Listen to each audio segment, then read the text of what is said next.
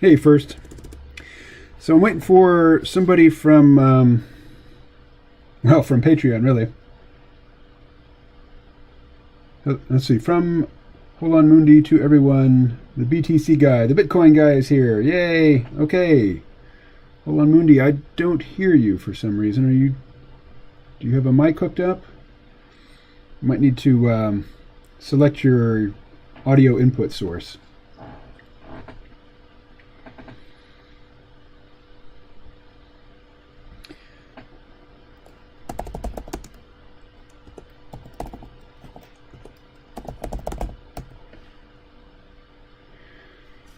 More like Buttcoin. Well, it's at 16,000 right now, which is up.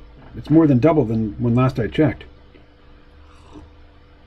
But hey, first, hang on for a second here and go ahead and share your criticisms of Bitcoin with the guest on the call, who I think is just getting his audio input selected. Funny how people only talk about it when it's up. I'm happy to talk about it whenever. Let's see. So I'm trying to juggle a Zoom meeting and this live stream at the same time. I probably should have just asked you for some technical advice first. Like, how do you do a live stream with multiple participants? Do you use Zoom? Anyway, let's see. Where is Holon Mundi? All right. Holon Mundi, can you hear me? But first, likes crypto/Bitcoin. Let's see what's going on here. There's a chat. Hey KMO, the BTC guys here. I'm completely new to Zoom. Yes. Okay, yes, I guess you can hear me. Use Discord or Zoom. Well, we're using Zoom. Discord, I would want I would want somebody on hand to actually walk me through it. Let's see. But seems that Holon Mundi's new to Zoom. So Holon Mundi, do you see a microphone icon in the lower left? Next to it, there's an upward facing arrow. If you click on that, you should be able to select an audio input source.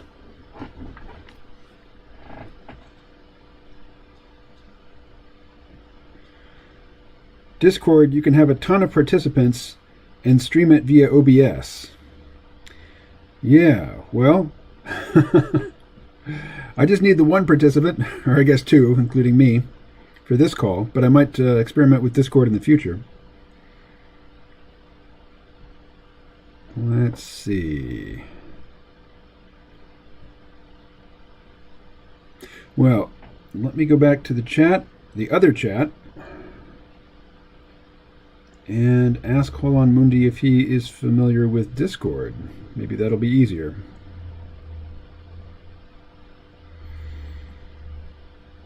Where, oh where, there it is.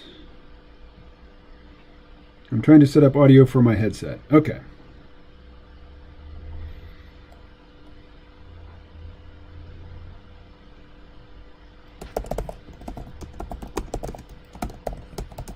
So, can you hear me right now? Ah, yes. I will erase the message I was typing. Yes, I do hear you.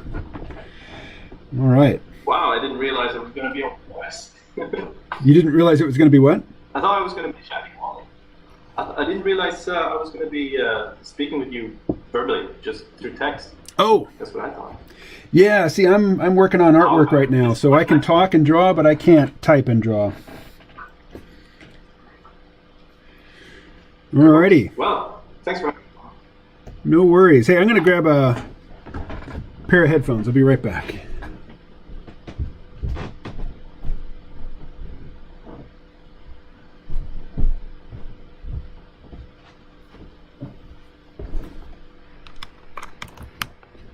All right, the headphones are plugged in.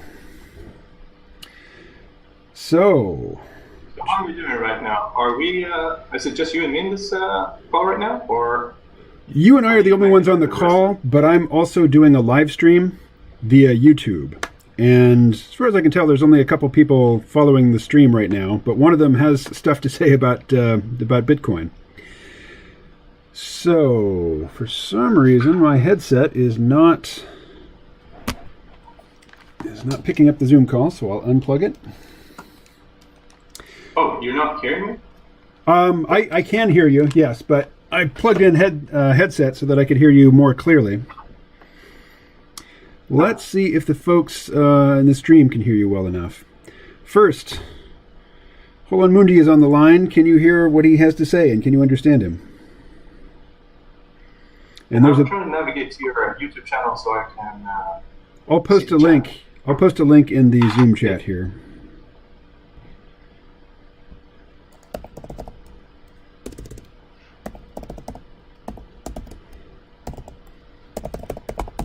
Started writing humans and so on, but I never got to the end to try and find your video. Okay. There we go. So there is a link there in the Zoom chat that'll take you to the live stream. Yes, now I see it. Great. All right. So, first, here's Dryland Fish. Can hear fine via YouTube. Can you hear both me and the other person on the call? And there's quite a delay between when I say something and when it goes out over the live stream.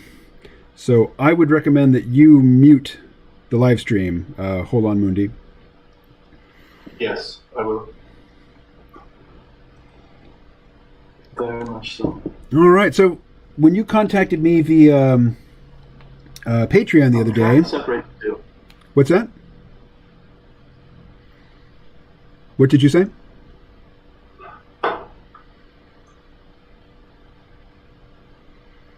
Holon Mundi, what did you say? About 30-second lag right now. About a 30-second lag? Yeah, it's pretty bad. I'm trying to kill the audio for the Zoom call at the moment. No, I would leave the Zoom call audio active and kill the YouTube audio.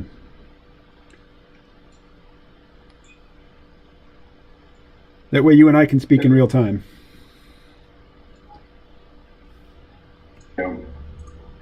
This is my first time trying to do a Zoom call with a guest and the live stream at the same time, so there will undoubtedly be some bumps in the road. This is my first time trying to do a Zoom call with a guest and the live stream at the same time. So yeah, and there's my voice. Will undoubtedly be some bumps in the road.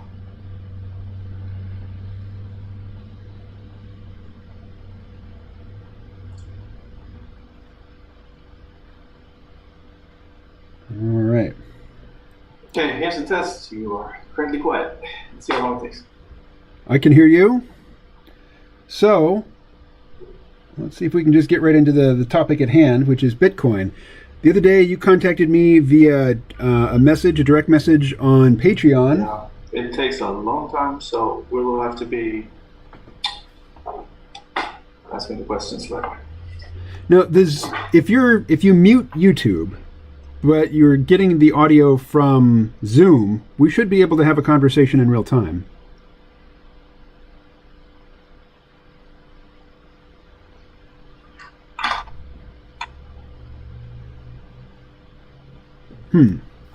Well, if there is an unavoidable delay, then let me just ask the question. You contacted me via Patreon, and you mentioned the possibility of talking about Bitcoin, and I hadn't checked the Bitcoin price in many months. And I think the last time I looked at it, it was around $6,000 or $7,000 for one coin, and now it's up to $16,000. To what do you attribute Bitcoin's current strength?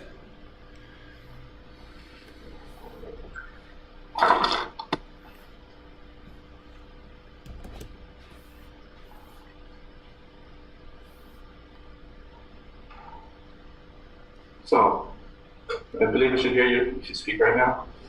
On the Zoom call. Right. So I just asked you.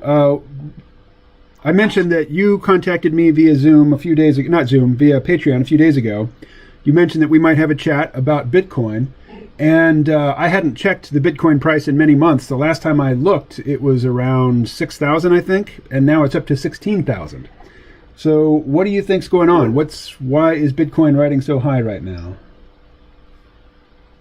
Well, partially there are cycles to Bitcoin, even if there are haven't been so many as with many other financial instruments. It's still a cyclic nature to it, and it's also gaining momentum in the media and the press. And I'm not sure how to describe it. It has some fundamental characteristics that make it attractive as a functioning tool to transfer things, money and timestamp stuff and such.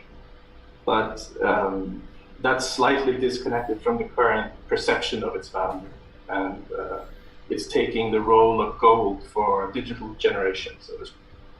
Yeah, I talked to somebody else recently who mentioned that same thing, that boomers and probably Gen Xers, if they get panicky about the strength of, say, the U.S. dollar, they're gonna run either to, well, they'll run to gold, but younger folks will run to Bitcoin or other cryptocurrencies. Alexa, what's the Ethereum price? One Ethereum is worth 462 US dollars and 20 cents, up 3.4% over the last 24 hours. All right, so Bitcoin's up about 4% over the last 24 hours. Ethereum's up about 3 point something percent. So they seem to be rising together. It's just that Bitcoin is the big dog and is worth more. But, yeah, they're fairly similar in a first impression, you know, as you approach it as an investor, but they're quite different technically.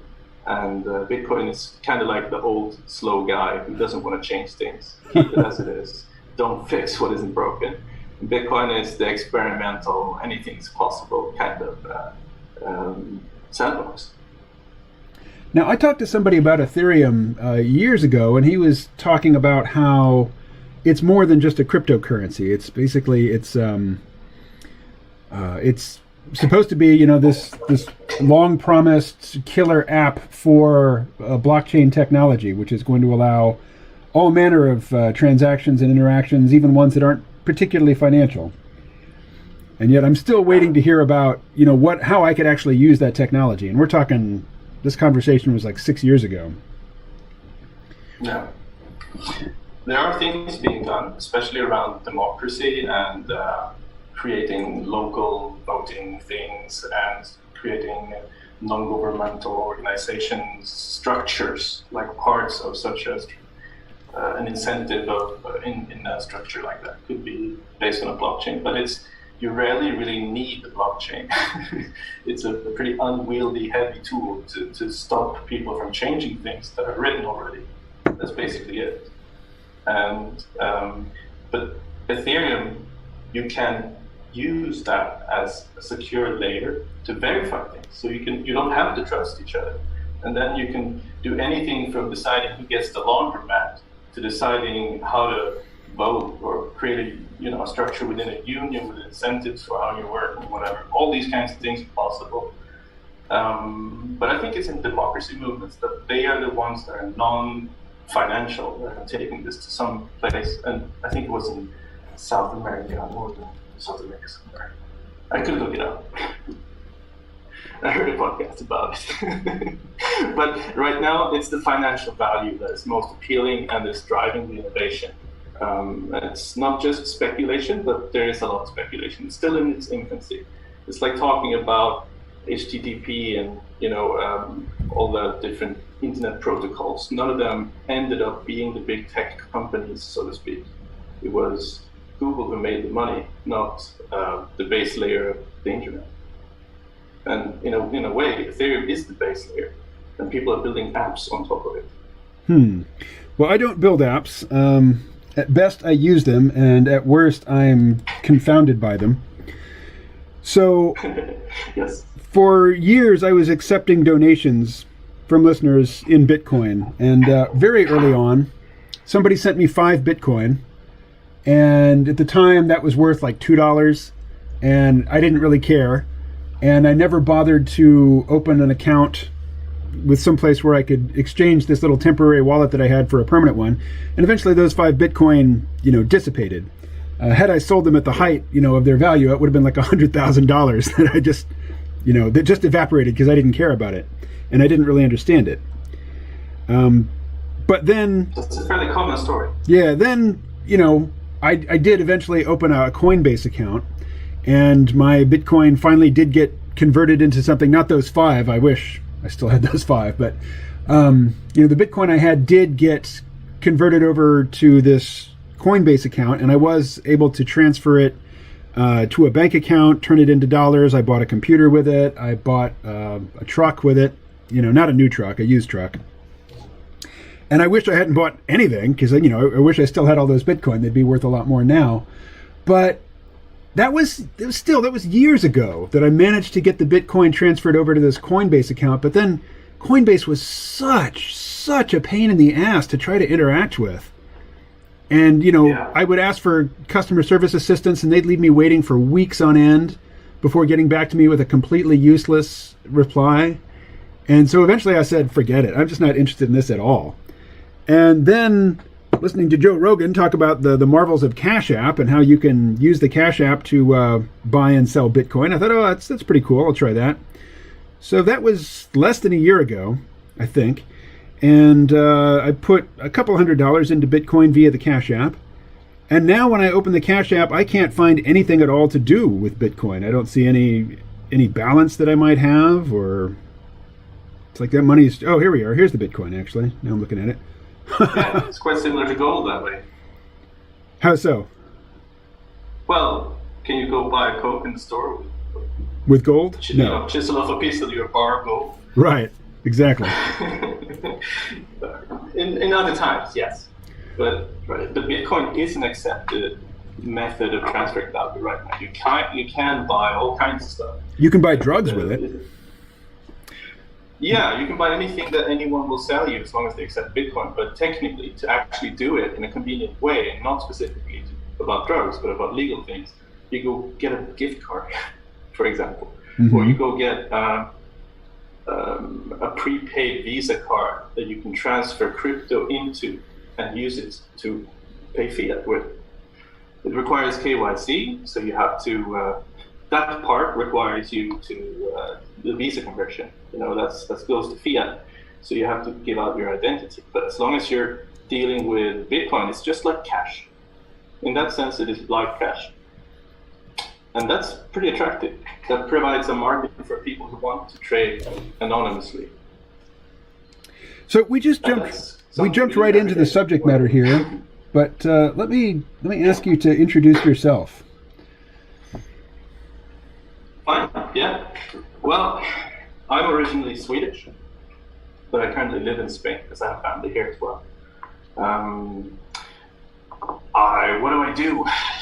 I have one of those jobs quite similar to your Amazon job. Oh, my condolences. No, thank you. Well, it's a nice drone job, It's a walled garden. There's no way for me to advance or improve anything in any significant way. There are KPIs and metrics, painted on the walls. You better move around these lines, or someone's going to complain. What's a KPI? That's the life. Key performance indicator. Oh, right. Yeah, metrics. It's the latest name for whatever metric you want. Yeah. So one of those jobs, it's fine. I don't make a lot of money here. I made more in Scandinavia, but I want to stay with my family. So it's worth it. I didn't grow up with that side of the family.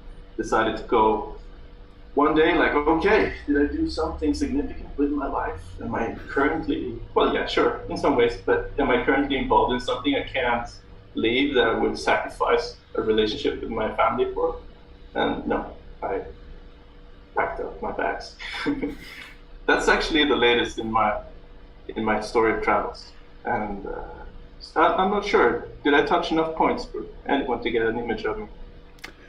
Oh, perhaps some education and things like this. Yeah, go ahead. Broken music teacher education. Yes, unfinished. I stopped as soon as I was at the last year of college and started going into the schools, actually seeing the work environment and the way it was completely divorced from what the image we were given and the tools we were given to use in the university. And it was just like full bureaucracy, not at all focused around music, so to speak. It was more important to write down everything that happened, so you had an excuse when, or a reason when the teachers complained about the grades, than actually teaching the kids. So I asked you to introduce yourself, and I didn't ask any specific questions. And so you defaulted to, well, I suppose, employment. We'll start with employment, and then go on to education. But let me ask you to spell out. I've heard you speak a lot of times. Yeah. Yeah. Let me ask you to spell out your connection to the Sea Realm podcast and the topics that it has covered in the past. All right.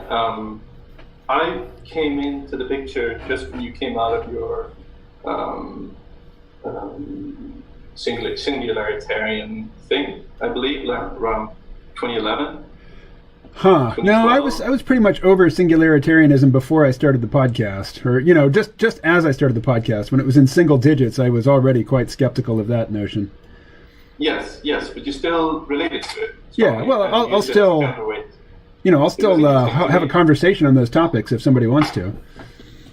Yeah, I've been traveling, like backpacking for 3 years, total hippie style, and it was just fantastic. I met so many people that were wonderful. And then when I got back to Scandinavia, I wanted to kind of root myself again. That's when I found your podcast, and I was also reading a lot about how the fiat system works. Classic conspiracy researching on the online style. Yeah, it's worth it. It's worth, going through that shit to see, get a counterweight to the normal mumbo jumbo, so to speak, that comes out of the media. It's different media everywhere, but that part's the same. Anyway. Well, I'm glad you discovered the podcast. Too bad you didn't discover it while you were still traveling. Podcasts are great for, for long train rides or plane rides or sitting in airports or all the instances during travel where you're just sitting and doing nothing really. Absolutely. But there are most of the topics that are interesting to me throughout your podcast. Even the occult little tail end there, I found really interesting. Like it seemed to be, it touched on a lot of subjects, and I was listening to other podcasts that were kind of interesting. This very famous guy from LA, what's his name now? It was a long time to listen to it last. I'm sorry. Sorry. I don't think it's going to come to me. However, that part, I guess I mentioned it because it sticks out, but most of the topics, I've always been very, individualistic in a socialistic or social democrat society, which I believe is kind of different. Maybe I should have been diagnosed with some letters or a letter combination or something. It's not really something that I'm happy I didn't. I'm happy I didn't go to a doctor and got some diagnosis and got a drug to change my life forever. But I kind of took for granted that people meant what they said when I was a kid. and all that kind of stuff. It was a harsh, coming to. So one topic that I used to cover very obsessively, and which I'm almost allergic to now, is the topic of the collapse of industrial civilization. And if you think that a collapse, complete techno collapse is coming soon, then Bitcoin should be the last thing you'd be interested in. So I'm inferring, I guess, a little bit about your position on collapse. But rather than do that, let me just ask you to speak directly to that subject. Yeah, but that's really interesting. You can make striations of collapse and say now you're talking about an electrically catastrophic event, where you can't run the computers that are needed for the system to work. Is that the question? No, the question is in the various sort of non-standard narratives that you've dabbled in. For example, were you part of the peak oil scene? Did you think that? I found it very interesting, mostly through your podcast. But I also diverged and picked up some info and blogs here and there. But I was very drawn to the collapse scenario, but not to the houses going to crumble around us 20 years. Not that way, but I saw that society was fucked because people had no idea what they were doing and they were corrupt. And I'm not sure that anyone really. I mean, I do believe in a bottom-up kind of organization and so on. Like food arrives in. There was something that the interviewer once said, food arrives to everyone in London, despite there not being a centralized system, spreading it out evenly or whatever. And that collapse scenario really caught on for me when I saw how the fiat system was basically a Ponzi scheme. A few guys, the closer you are to the money printer, the more advantages you have. And the people that are further away, they pay for you through inflation, pretty much, and other things. So that's a common recurring theme of keeping walls around, protecting power around. It's the same thing in a family. It's a natural human reaction, but taken to a scale that is just the negative consequences are disproportionate to the function of this family instinct, protect ours. I think that's my hopeful way of describing why we're kind of screwed in the economical system. So your collapse is an economic collapse. That's the thing that you see as the most pressing issue. It's my most recent take on collapse. Okay. Economy has always been I never got into stocks. I still don't have stocks. I have cryptocurrencies because I know about it now because I studied it. But I felt like owning stocks was being, a passive leech on people like myself. Divorcing ownership from right to decide about what's going to happen with that. You can have a stock, but you don't have you're exposed to the price movement of it. And the revenue of the company, but you don't really have anything to do with what's there. It's a basic question of ownership to me, and I guess this is kind of radical, but I feel like ownership is a fading quality. It's something that when you are involved with something, you can claim ownership if it's appropriate. It's like the Gaelic word for ownership. It doesn't exist. They phrase it like he or she is with me. It is with me. It's like they're coexistent in the story more than they belong together in a set way. Does that make sense? I think I need you to spell it out for me a bit more. All right. Well, why do you own something? It's a story you're telling yourself. You want other people to accept it, and as long as they do, all is fine. That thing stays with you. When someone else needs it, and you don't want to change the story anymore, you want to keep it to stay there with you, even though you don't need it and they need it. That's a classic scenario of where ownership, comes into question. Is it? Are we some kind of communist style things should be owned by everyone and go to the place where it's most needed. It's all about who tells the story. Why are we? How do we say that something belongs with something else? And I claim that me paying virtual money, all money is virtual except for hard cash. Just paying some stuff, some internet dust, to get something sent to me in the mail. That's why do I own this? Do I belong with this? It's not meaningful. So I have a basic kind of what's it called? I want to dissociate from the things that I feel are bad, and the economic system has terrible things in it, and I'm just beginning to understand some of them, And it's cognitive dissonance that I'm struggling with. I don't want to be a part of something that hurts others like me, and it's a basic thing. But now I'm realizing that in order to have any positive effect, I have to be a part of this new evolution of economy, where it's possible for people to create value in small circles where it matters. It's not just about creating a big system of oh, we got the new money, it's cool, yeah, now we can be rich instead. That's of course going to happen. This is partially a redistribution of wealth for the people that are technically savvy and early, which is us. Are you familiar with the Singularity Institute for Artificial Intelligence? No, as such, no. That's an organization that is devoted to cracking the problem of friendly AI. They want to align the values of emerging artificial intelligence with human values.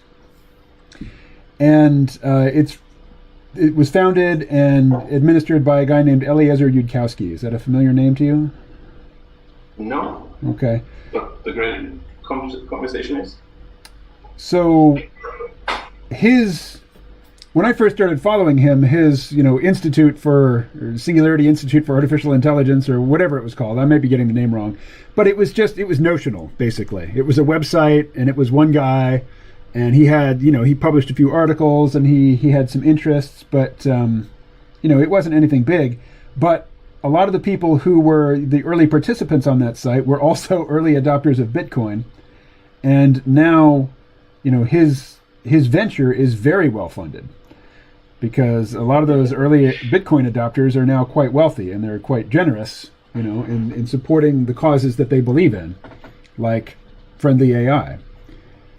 So I can imagine that. To me, that's an illustration of what you were just saying, that, here's this new kind of money that comes along, and the people who understand how to use it early on and who do get involved with it early on, they are the beneficiaries of a technologically mediated wealth transfer. Sure. But they are not the only ones. Right. No. But this is a potential problem in this thing. That what it's made to avoid is centralizing things.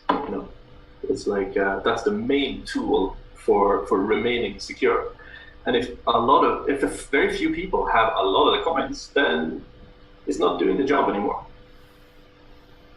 Then you need to do something else. The price would crash if that happened. So are you critical of the implementation of Bitcoin and other cryptocurrencies, or the culture that has arisen around them? Well, yeah, it's a lot of unsubstantiated hype coming out of people. But the enthusiasm is appropriate if they just would have studied. So I don't think we're way off the mark. But we're definitely seeing more volatile swings than necessary, so to speak, because of this. And people are losing money because they're listening to the wrong people and not checking what's actually going on. But that's very simple in this world. That's actually something you can learn. It's within reach to look things up. Did this really happen? Oh, was there a transfer of $1 billion in Bitcoin happening in the background without me noticing? Yes, I can get an alert for all those kinds of things. There's a company on a blockchain that does those kinds of alerts, because it's hard to do it yourself, but you can, and they simplify the process. and that's how people make money on top of these open source systems. Maybe I got away from the question. Can you steer me right again? Well, the question I think was not particularly well defined, so the fact that you drifted away from it is not a problem. But I'm 52 years old, and I was an early employee at Amazon.com. I was an early adopter of computer technology. My first computer was a Apple II Plus back in the mid 80s. And so I don't feel like a Luddite. I don't identify as a Luddite or as somebody who is angry about technology. But at the same time, I have recorded multiple interviews with people over the years about Bitcoin and about blockchain and cryptocurrencies and related technologies.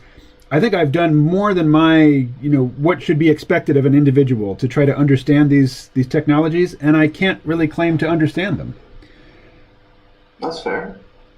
And I've been hearing about these grand promises, these grand civilizational transformations that are going to accrue from the widespread application of blockchain. And I've been hearing this for years, and I've asked people repeatedly, well, concretely, what are you talking about? I mean, how is this going to affect my life? And as I say, I think I've done far more diligence in pursuing answers to these questions than most people have, and I'm still pretty clueless. And to the point where So what do you think you have a grasp on? How can blockchain and cryptocurrencies improve the lives of people who are not heavily steeped in information technology? Okay, let's say that someone wants to trade at all. They want to have a bank account or something that does what a bank account does. Uh-huh. And they end up in some kind of register. I'm sure you have plenty of registers if you got them. And they can make you undesirable as a banking customer. And it's quite easy to get on one of those lists, depending on what you do. Tattoo artists, for example. Mm-hmm. And then any sex worker of any kind. All this stuff. I'm not here to speak about sex workers. I don't really care. It's not my work. But so anyway, they can use Bitcoin or similar technologies to exchange value over the internet, or not even the internet. It's a separate protocol from the internet. You can use, you can communicate through Bitcoin only. It's really deeper than I thought. Recently found out that it's a protocol parallel to the internet on top of it. So you can use Bitcoin as some sort of encrypted messaging service? Is that what you're saying? Yes, that's actually the base chain is kind of slow. Imagine a huge turning gear, and then on top of it you have flywheels. And these are second layer systems where you can do other things based on, but occasionally you make an imprint on the base chain to get the security and to say, this happened. And okay, I saw that gesture. Let's get back to basics. On top of these other chains, you can have privacy, which you cannot on Bitcoin right now. You have pseudonymous activity. So if someone manages to connect your pseudonymous your addresses with your fiat bank account, they know where you are, who you are, all that stuff. And so don't do anything on blockchains to evade taxes or criminal activity. It's the worst. It's the worst place to do anything like that because it's traceable forever, pretty much. And that, yeah. So how it can improve life, in a sense, is just that. You know that what you do is going to happen. When you click on the screen, it's just a virtual button. You don't know the code behind it unless it's open source. Does that make sense? You can trust the system in a whole different way. PayPal routinely stops the money that comes into my PayPal account because I trade musical instruments. And for some reason, they have a bot that stops it, and I have to wait for months, even if I contact them. It's something I would like to avoid. That's a simple life hack that it can do. So I'm rather dependent on PayPal. If PayPal freezes my account, my primary purchasing instrument in this world, when I go to the store and I buy something, I do it with my PayPal debit card. And about half of my income comes in through PayPal. So if they just decided that they didn't like something about how I was conducting my life or my business, they're in a position to do me immediate and grievous harm. Yeah. So how could I use cryptocurrency to get out from under that, get out from under PayPal's thumb? Well, you write down what's called a seed phrase, which is basically your password. And the password makes it possible for you to send the coins to someone else. That's all that really is. That makes you the owner. You write that down. I have a device to keep it for me. And unless that burns up, you can etch it into metal. And then you have it forever. You can memorize it and cross borders with hundreds of thousands of dollars, which you can't do with gold or cash. That's a classic. And so say that someone is a refugee, they would set up a wallet. It could be on the phone for convenience, but it's more insecure. Or you can memorize it. I don't recommend doing that for more than a short period of time, though. It's risky. Just like you lost your coins because you lost this password and you lost your computer, right? No, it's not that I lost the password. It's just somebody sent me 5 Bitcoin and I didn't have an account into which to deposit that Bitcoin. And eventually the transaction, I guess, was reversed or voided or something. Just because I was not properly set up to receive the Bitcoin. It's entirely possible that you still have them, but you just need the code to be able to send them. That would be quite nice, wouldn't it? I could certainly do with that money, yeah. That would work for me. So contact the guy, tell him you can have half, ask for the code. If he has the code, he could have spent them already. All right. Well, I'm not going to go trying to find a 12-year-old email just now, but I will look into that.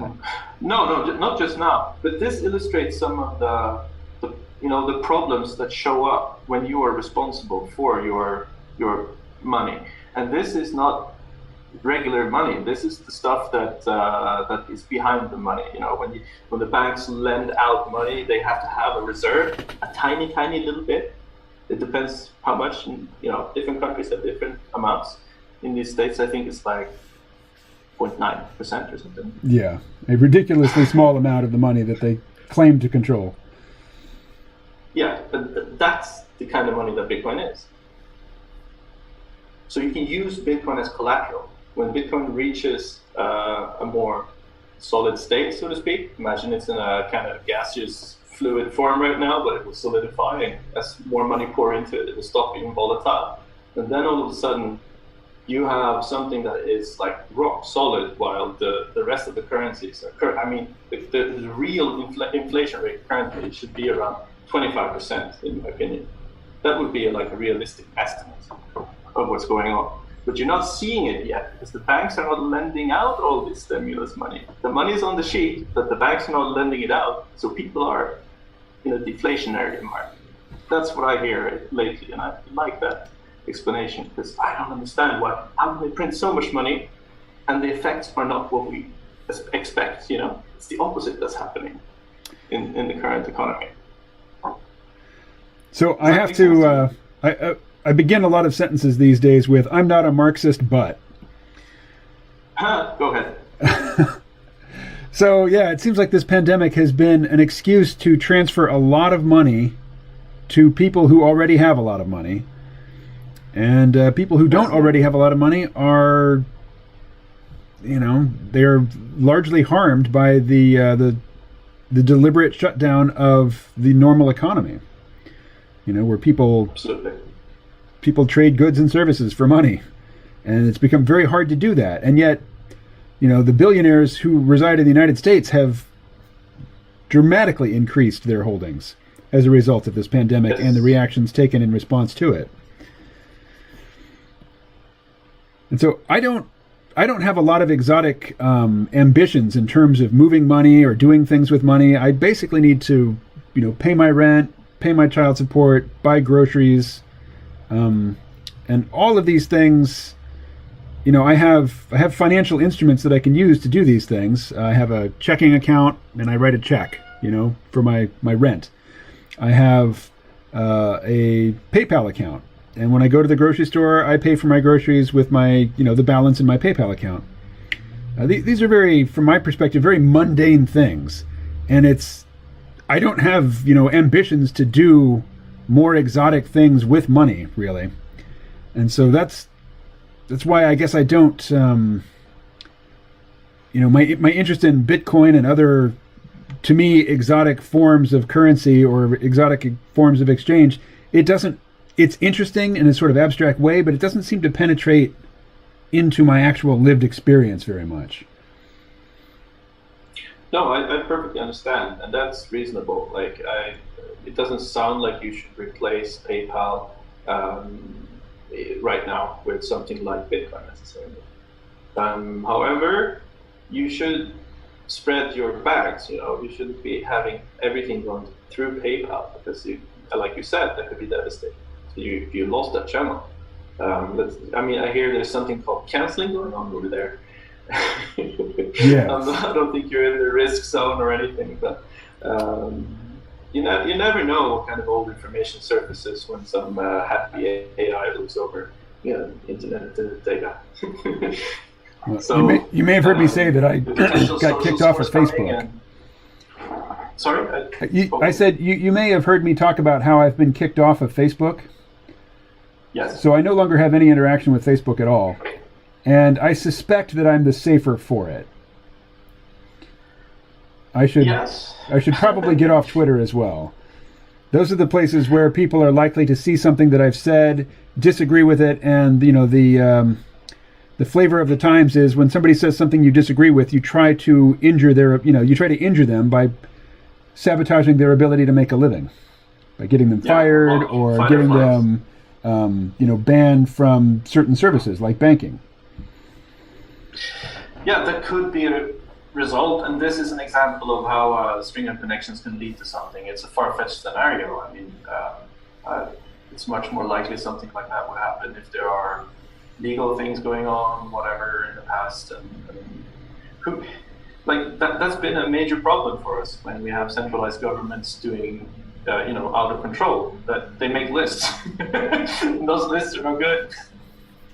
To speak simply, first they came for those guys, then they came for the other guys, and you didn't speak up, and then they came for the neighbors, and then they came for you. It's that kind of thinking. It's better to, just like with PayPal, spread your basket. So let's say that you don't store any money in PayPal. Make sure only to have the money that you need to be liquid in PayPal, and then put others in a different account. It also helps psychologically to say, I'm not sure if this is something you need to hear, but I did. You mentioned your philosophical objections to owning stock earlier, and for me, owning stock it's a way of just like taking money that I might otherwise spend and putting it out of reach. Because I have not a whole lot of stocks, but I have some money locked up in stocks right now, and it would just be a big pain in the ass to try to, cash them in. So I'm likely to endure being broke for a short time rather than go through the trouble of accessing money that I have locked up in investments somewhere. Whereas if it's just an account someplace, like a money market account or something where I can easily just liquidate a piece of it and not even have to worry too much about which piece is being liquidated because that's not really under my control, that's money I'm more likely to spend. So I'm using stocks to hide money from myself. I know where it is, but I also know that I'm lazy. And I'm not going to go to the trouble of selling stock just to raise a small amount of money in the short term. No, I see that, and that's also useful psychological, form to move in. But you can do similar things in the crypto space. Have you heard of stable coins? I have not. It's a coin that mimics the motion of the dollar, for example, or the Canadian dollar, or some other currency, or whatever. And these are you buy them, and then you buy with your US dollar, for example, and then you buy cryptocurrencies. And since it's a hassle to exchange crypto to fiat, you use these instead. So they make it easy to transact in the system. And you can put them away in these virtual boxes, so to speak. It's called staking. You stake your money. And it's quite a loose term, but Ethereum is, like the most known chain that does this, and it's recent. And what it practically does is it replaces the hardware miners, the guys with all the computers cracking the code of Bitcoin, practically, to be able to put a new block into the motion, make it all secure. Now you have a different system. You have an incentive-based system. So you stake your money, and you get to be the guy who makes the next block in the system. And your money is locked up for a period of time, and you gain interest, variable interest. Right now it's probably 30%, but it's going to go down to around 5%, I'm guessing, 6-10%, as the system equalizes over time. So people will be able to buy the cryptocurrency, put it away to secure the network, so to speak. And this is in the air. This is going to work properly. So it's going to be like a bond. Like a we bond? can treat it like a bond. Oh, a bond. Bond. A bond, yes. Yeah, pretty much, yes. I don't know much about financial explosives, but that's there's something called DeFi, and it's decentralized finance. That's also a word that's like an umbrella word. Very few of these apps really are totally decentralized, but the point is that you can find something called, for example, a yield aggregator. And it's a program that looks for the best yield you can get in different cryptocurrencies. You check boxes. Which cryptocurrencies do you want to include? And then you put maybe 10K in there. That you need to be over, say, 4K for this to work. Otherwise, the fees are too expensive.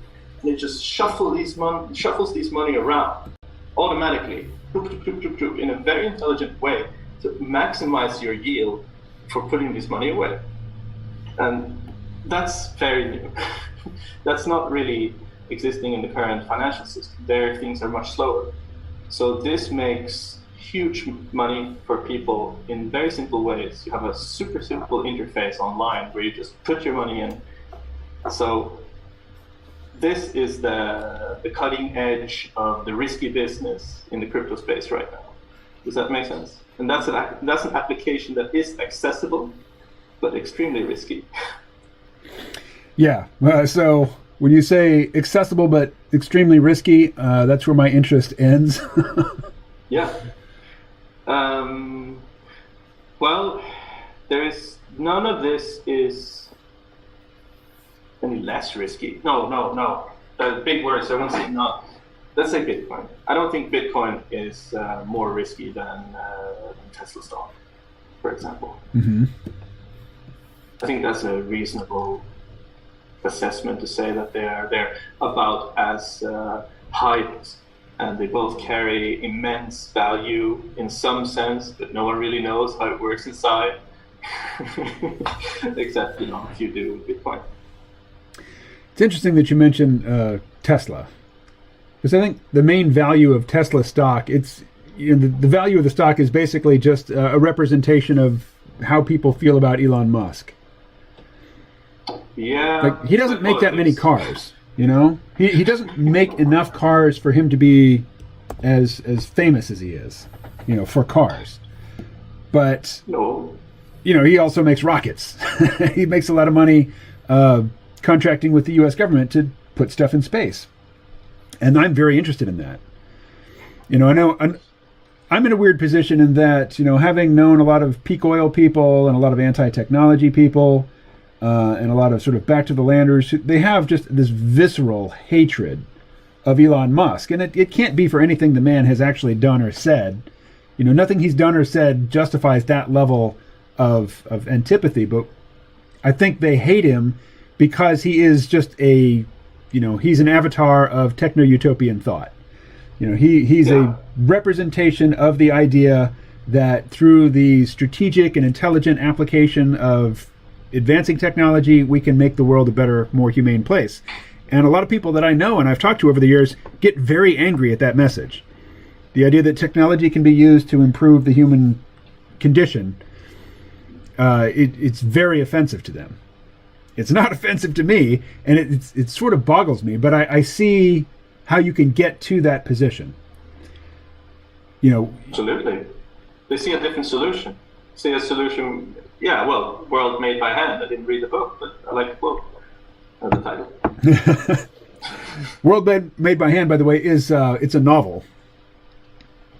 It's not one of Jim Kunstler's non-fiction books. It's definitely an adventure tale set in a post-collapse world. And it has supernatural elements. It's a lot like there are 4 books in the series, the one for each season of the year, and it reads a lot like a Stephen King novel, I think. Real nice. Yeah. I had a long episode where I was looking into permaculture and because that seemed to be the most likely place for me to find like-minded, I thought, because of the holistic philosophy of place things that belong together, close to each other, and all that stuff. Edge idea, so that's where things happen. Keep it quiet in the center and interesting things at the edge. So, yeah, that popped up. Because as a contrast, I want to bring that way of thinking into the technological sphere. Not that I have any influence anywhere, but my approach to the technological world. Then, so say I want to be able to hold and touch and make sure. That's why I'm interested in Bitcoin. Like I prefer to buy to grow the plant if I can and eat it, rather than having it come to me in a plastic box in the supermarket. Even though the supermarket really is an advancement for my quality of life. Does that make sense? I enjoy tending plants. I enjoy keeping a garden. But I recognize that, small-scale agriculture, you don't get economies of scale there. And it's really very inefficient. Particularly if, you're driving to the garden center to buy your starter plants and, you're just doing everything on a small scale. You can waste a lot of time and, bugs can come and ruin weeks worth of careful tending of plants overnight. And I'm extremely skeptical, particularly in relation to food and feeding people, of the value of individuals opting out of the large industrial food system and saying, okay, I'm going to go do it all myself. I think if you really love living that way, well, great, do that. For your own satisfaction, for your own sense of living a life well lived, that's great. But in terms of repairing a dysfunctional system, just opting out and saying, I'm going to do it all myself, I think is counterproductive, in the big sphere, the big picture. Yeah, it is. I tried it, and it didn't work out very well. It's very difficult. You need a lot more knowledge than I could, accumulate during a couple of years. I can relate to what you've been speaking about your farm and all that. Like how these strawberries. That struck home with me because I tried growing stuff and reading without having anyone to speak to about it, and it was just like a dead project, and I didn't want to realize it. So I do see what you're saying, but the permaculture, studying some permaculture, made me realize that we need a culture of this, where this is embedded in our culture, not just plants on the outside of skyscrapers, which is a kind of nice idea, but that's not going to solve any problems, That's going to make the air better locally. So we need a culture of food forests, potentially, where it works. Yeah, I would like to live in a landscape where there are, food forests that are tended, and the tending of them is somehow the responsibility and rewards are distributed in a workable fashion, and people who need something to eat can just go there and get the stuff. That's a lovely vision, and I have no qualms with the spirit that motivates that vision. I'm just very skeptical about the implementation. Yeah, well, once we're there and we have enough knowledge in the people doing it, so to speak, in the end phase of that vision, that's nice. I can see that. But the way there from where we are is hard. Yes. At the end phase, I could imagine that we would use, for example, maybe not. Let's use today's terms, a blockchain-based system to determine who gets what in that food forest. How much time did you accumulate in that fixing that place, and that gives you a share of the crops and all that kind of stuff. That would be a good vehicle for it, and that would be it's non-financial but value transmitting purpose.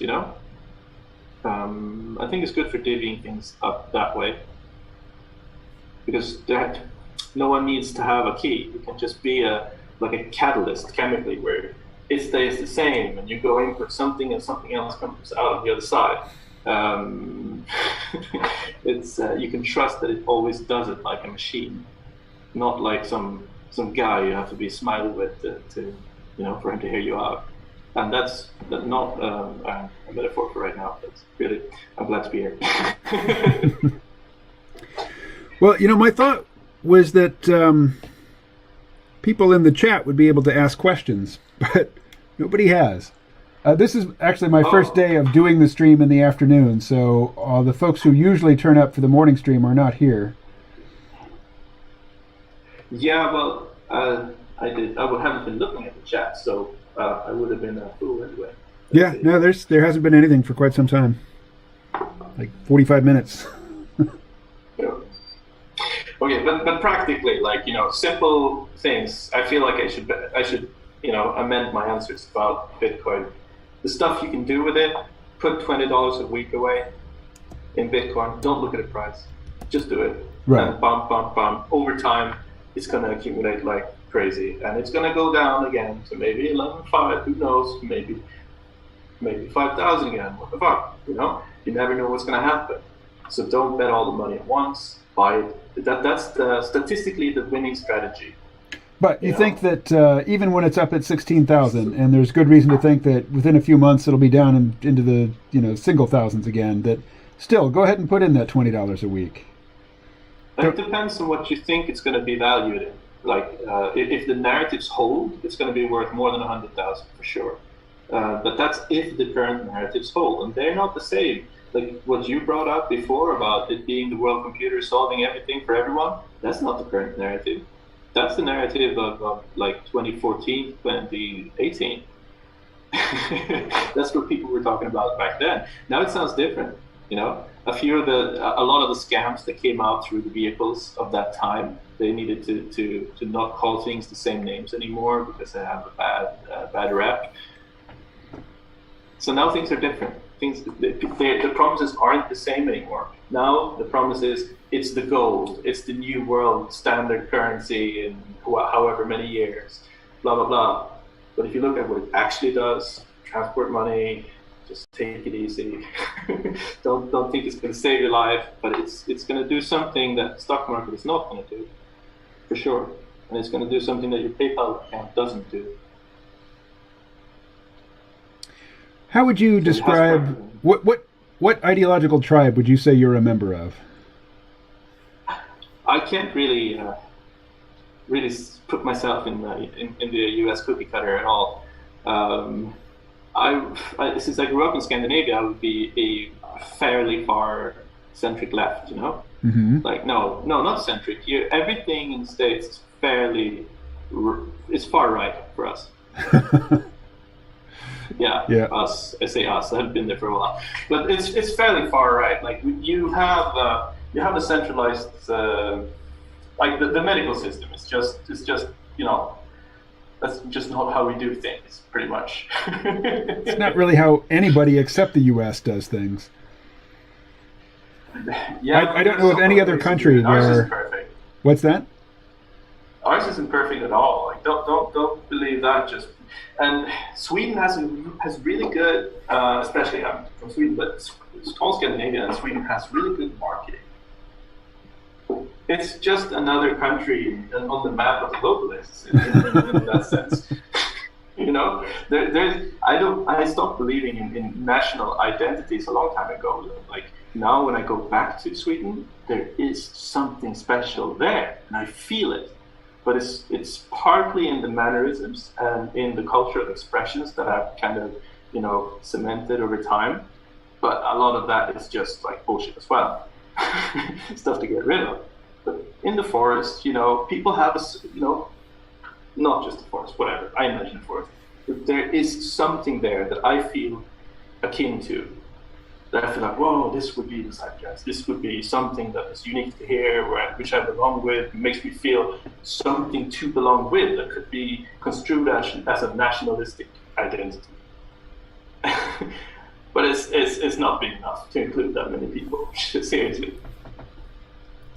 You know, nationalism is... millions of people. What's that? I can't think in millions of people. Yeah, it's us. Seriously, the more people you bring into a room, the harder it is to decide anything. Yes. Like even where to go for dinner. Yeah. So you live in Spain. Is Spanish your daily driver in terms of the language that you're speaking most of the time? No.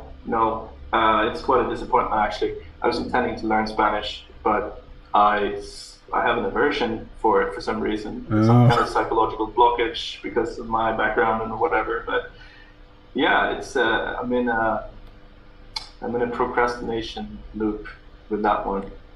So my mother tongue is Swedish, but usually I speak English whatever if I can around here. And that doesn't present enough of an inconvenience that you're motivated to learn Spanish? There's enough English speakers around? No. It's quite egocentric, perhaps, but yeah, I lean towards that. I guess the hermit style, you know, where I left a place where I've been living with a lot of people that I really enjoy being with. And then after some years, it became such a drag with all the, you know, I got to know them too well. Lots of corruption in that little subculture and blah, you know, stuff I didn't want to accept. Got out of it, freedom, realized that normal people, so to speak, are much worse. At a workplace, you know, try to stab each other in the back, telling on each other, and all kinds of silliness. Coming back to that subculture, you know, 2 years later, and you know, all hugs. Just so many people I forgot to think about because I was thinking about those terrible, shitty moments I've had, you know. And I guess I'm doing the same thing with Spanish, unfortunately. But yeah. Well, I regularly give thanks for the fact that English is my mother tongue, that I never had to learn it as an adult. Because I know I never would. No, it came early for me. Lots of TV is not dubbed in Scandinavia. Oh yeah? So that makes things easier. I was also role-playing geek, so all those books were in English. There was a Scandinavian show that was produced. It was a Netflix original production. It was called The Rain. And it's kind of a, you know, zombie apocalypse, collapse of civilization sort of tale, but it was the rain that was poison. If you got wet in the rain, you would die. And the first season, you know, you can choose you can choose what language you hear it in. So you can hear it in the original or you can hear it in English. And the first season, they clearly filmed it in English. Like the actors' mouths are matching, you know, the mouth movements are matching the English words. And in the second season, they're clearly speaking their native language and it's dubbed into English. But I think it's the same actors who are, you know, they're dubbing their own dialogue. That's really weird. Yeah. So, I'm glad they got the real actors to do it, though. But That's odd. Now, it might be that the second season wasn't shot in English because maybe some of the actors in the second season didn't speak English very well.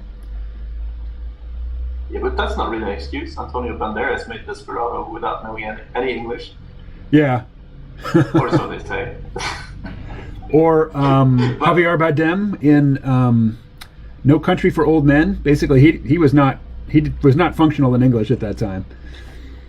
Wow. He couldn't really get around in English, but he could certainly play a psychotic bad guy who had very few lines.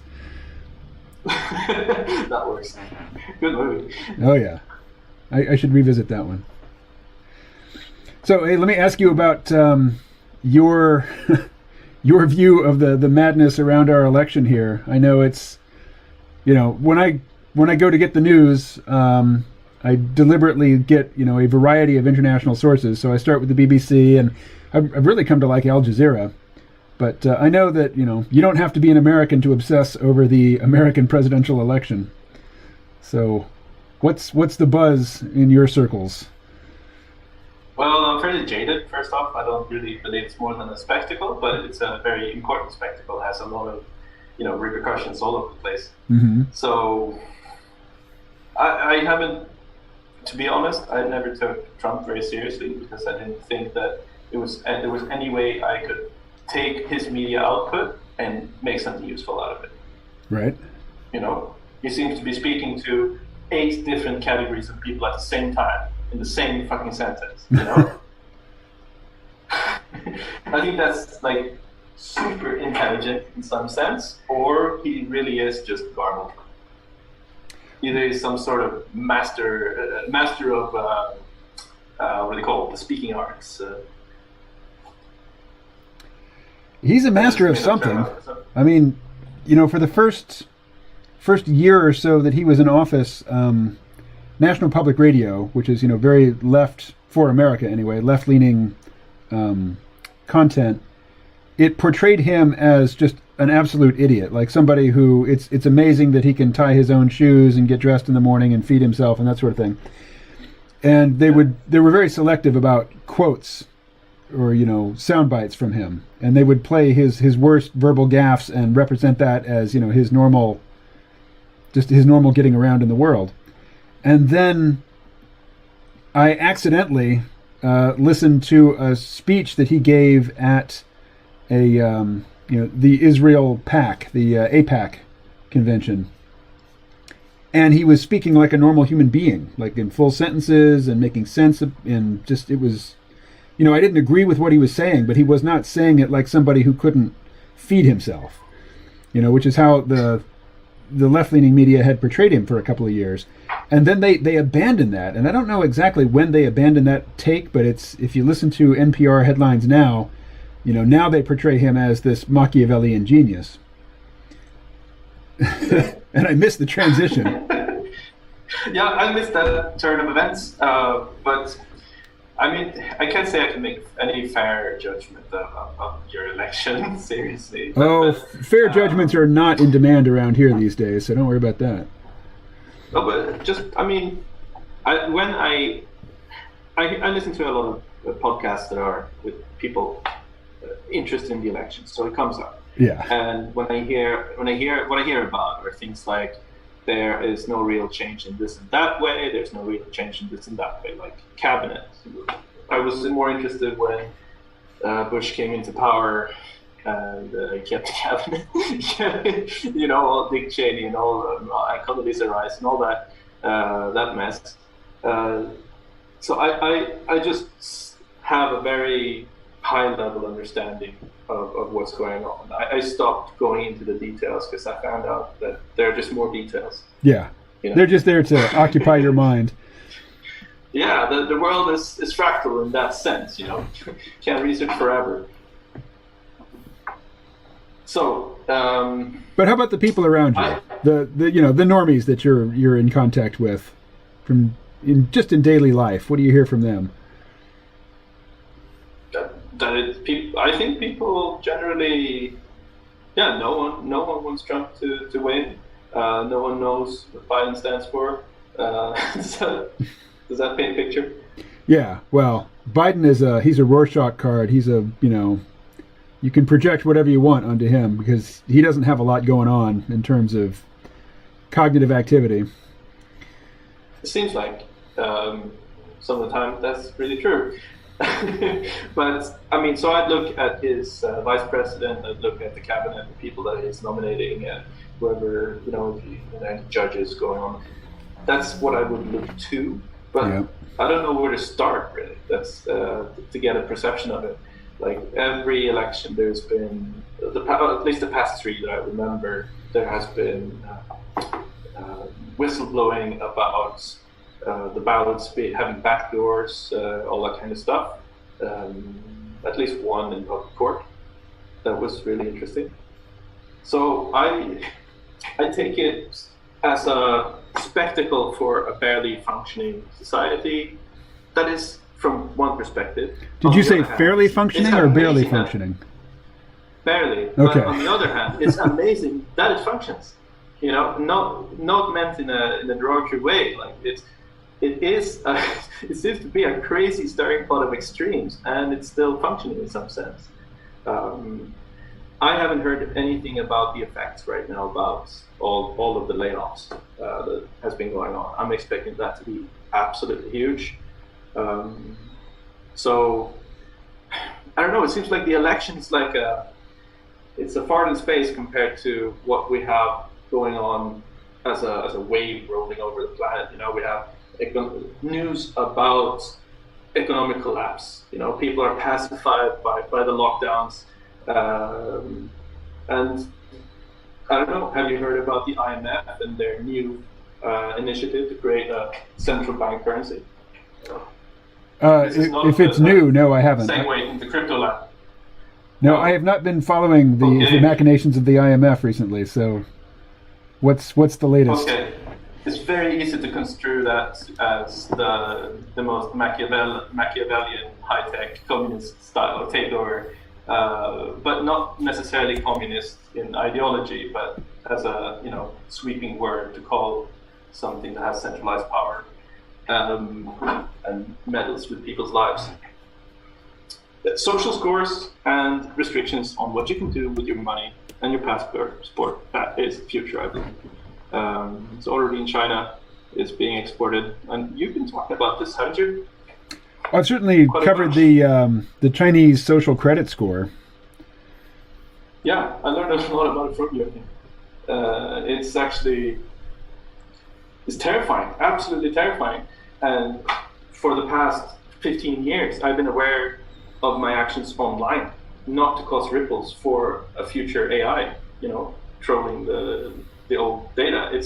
It's very narrowing for the mind. Stay in that mode. And I'm not technically savvy. I don't know how to stay anonymous online. It's super hard. Yeah. It's becoming easier, but it's super hard. Do everything right. Oh, you had a motherboard that showed itself for the other guy. Okay, here you go. You done?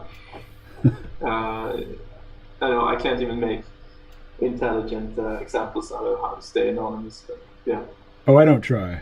I mean, I use a Huawei phone because it was cheap. And I have every expectation that if the Chinese Communist Party wanted to know something about my phone usage, they could order Huawei to, turn over that information. But why would they care? Yeah, but you know something about big data, don't you? There are use cases that are not immediately obvious for the type of data. Like data can be used outside the context that you think it is. The context I think about most is just using large data sets to train algorithms. Yeah. In which case, they don't care about me. They just care about me as a participant in, a larger body. Yes, that's true. Until some sort of statute is created that affects everyone with characteristics that you have. Like you could say that the argument that the war on drugs was a way to subdue certain elements or certain subcultures in the US. That aspect of that argument that is similar. its statutes to oppress a specific part of the community. Yep. Blacks and rebellious youth, mostly. Yeah, I wasn't there though, but it sounds terrible. To be honest. Yeah, that's what I see as the ultimate expression of this separation of ownership from context, where you are and you feel you belong with. You don't fuck up your own food forest, but maybe when you're drunk you don't care so much about the other village's food forest. Hey, we have a question in the chat, actually. Yeah, go.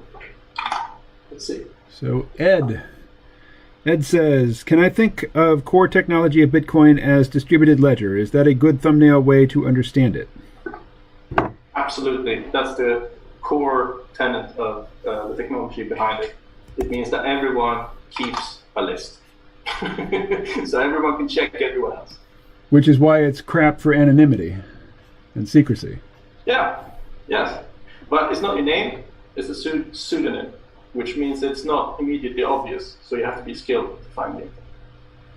Right, it identifies the account, not the owner of the account. Yeah, so you need to do some additional work. But there are companies that do that. Coinbase is one. They sell this information to the US. I think they quadrupled their earnings, up from $250,000 in Q2 to Q3. Their earnings for the quarter was less than $250,000? No, just for selling information about their customers. Oh, I see. I see. Yeah. But they are legally obliged to do that. But they are also they're quite interesting. I mean, who knows what they're going to be? An arm of the NSA or an actual in between the new bank of the US, possibly. I really look into their IPO when they go live. They're huge. They're affecting regulations in the US about crypto and so on. They're also trying to manipulate the crypto market heavily. They were trying to sabotage Bitcoin in the 2017 era. One of the big ways to attack a coin like this is to make a copy of it. You can make 50 copies of it, no problem, as long as people invest in it. But they didn't get the people to invest in the copy. Well, there's a huge oversaturation of various cryptocurrencies. I mean, if you're looking at traditional currencies, there's only 2 or 3 that really matter in the world. And, most of them are pretty irrelevant. Like, I don't know what currency they use in Congo. I don't know what currency they use in Azerbaijan. I mean, they don't matter. If you're going to do anything internationally, you're going to convert it into dollars or euros. Or maybe yes. RMB. Go ahead. Yeah, one of the big ones, and that's a problem, because the big ones can write more money, they can print more money. Well, the small ones can't because they have to use the other guy's money, the big guy's money. Yeah. So they are perpetually stuck, just like the little guys in society. It's very, very similar. And there's been talk for decades now of the dollar losing its status as the global reserve currency and as the currency in which all international petroleum exchanges have to be conducted in. And there are coalitions of countries that it would benefit them to cut the U.S. out and to trade petroleum products without having to get dollars to do it in. And yet they don't. It remains. Doing it with China. What's that? Russia and China is doing it right now. They are. They've already. Yeah. Okay. Well, good for them. And they've done it for I think half this year so far as we are. I mean, that's something that is changing at the moment. But I'm glad you brought up this factor of the power over the seas, and that unless someone clears the seas, they're pirates. I never thought of that before, but it's quite interesting that that's one of the main reasons people say that the U.S. dollar is the world currency, because you have the naval control.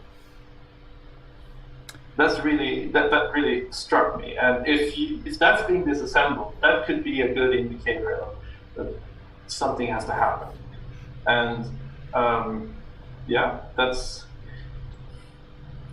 let's get back to the many currencies question, because that's also relevant. There's one big one that everyone relates to, but locally you have social agreements where you have to use your local coin for many things, right? Otherwise you wouldn't. So let's say that you have, let's say Sweden, for example. It has a functioning economy. It has its, no, it doesn't anymore. Does it have the krona or the euro? I haven't been there for a long time. I think it still has the krona. You don't know. So, yeah, but Sweden actually pretty much invented the fiat system. So they are on the forefront of creating the new central bank digital currencies.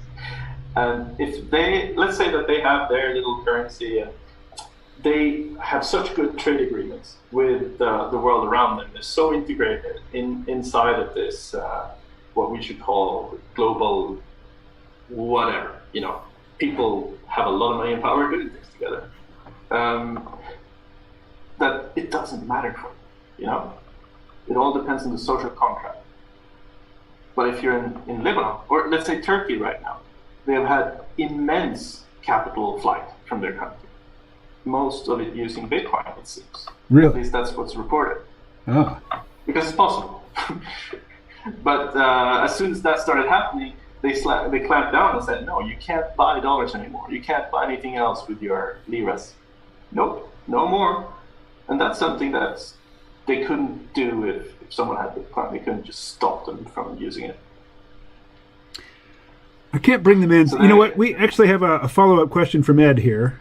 Yeah. I heard a finance guy advise young up-and-comers to learn about Ethereum-type smart contracts. He thinks that these will become increasingly important. What are your thoughts? So, before you give your thoughts, what does he mean by Ethereum-type smart contracts? Yeah, well, thanks for the question. It's a very good question. It helps me out. I don't think that's what people say. It's a very good question most of the time. But a smart contract is, what should we say? This is the cog. This is the catalyst where I say, I put my money in here and give it a command, and out comes something else. It is what, let's say that I'm sending money to, I need an example, oh my God. Anything you do on a blockchain that is an action other than just sending value back and forth is usually done in a smart contract. So let's say that I want to set up a fund for my kids, and I make a smart contract that says that me and my wife both have to sign. That's the simplest form of smart contract. It's not just value transfer. Something has to be there for shit to work, Mm-hmm. A very advanced type of smart contract could be, in one transaction, I borrow money, use the money to arbitrage. You familiar with the term? Mm-hmm. Yep. Yes? Yes. So there's a difference. But go ahead and define it. Maybe not everyone is. Yeah, so there's a difference between two exchanges. And I borrowed $10 million from one place and send it to the other one, and all of a sudden I have more money for no reason because there was a difference in price there, Mm-hmm. And then it goes, and in the same action, it repays the loan. So this is one thing happening, and if one of these steps don't work out, nothing happens. What's interesting about that to me is that it sounds like the smart contract is just eliminating the need for a human lawyer. For example, if you had a will, absolutely, and you wanted to leave something to somebody, but you wanted to do it conditionally. They can have this money or they can have this inheritance only if, they're running a business. Well, you'd have to basically create a will, and then you have an executor of the will who is going to look at the situation and see, what conditions have been met, and see, whether or not the disbursement of this inheritance is appropriate. But it sounds like you could get rid of the lawyer by just encoding all of that into a smart contract. That's correct. Well, you would need. We hate lawyers, of course. The events, though. We hate lawyers, but lawyering is a job, and lawyers often have secretaries, and they employ other people to do certain things, and on one level, it's kind of hard for me to get excited about. Hey, here's another way that technology is replacing human labor. Yeah, well, which human labor is worth doing? Right. Well, typically we think of the lawyer as having a good job. They're not doing something dangerous or repetitive or demeaning. It's cognitive labor, and that's the real danger of AI is that you can replace manual labor with dumb machines, but algorithms trained on big data sets can be employed to replace the labor of people who went to college to learn to do their jobs. Absolutely, that's true. And I think that's one of the many arms of that squid, the coming, what should we call it? I don't know, the automation problem, basically. But that's a philosophical problem also. It raises some philosophical questions like, okay, so why did you choose that line of work? Can you do that in another way? Was it worth your while in the first place? Now, here's where the trade-off could be worth it. That should you answer that well? We think of the lawyer as being somebody with money hires, and maybe if the functionality of the lawyer can be encoded into a smart contract, and there's zero marginal cost to reproduce, that financial instrument, that smart instrument. Well, then maybe people who in the past wouldn't have been able to afford the services of a lawyer will be able to afford equivalent services in the form of a smart contract. Yeah, for example, you could take an insurance and say that if you strip away the whole social stuff around the insurance, you just take the value of it, and then if you have the money, you can pay this smart contract, and you will get insured. End of story. And if something happens and it's reported to the smart contract, there's no interpretation. That has already been made. The data provider that you trust, when you set the smart contract up, is telling you that, yep, you should have this event happen, and the contract will automatically pay you. There's no risk of them coming after you with, filming you late at night, trying to see if you're really sick or anything like that. It's a very straightforward thing, but requires you to study and learn how that works.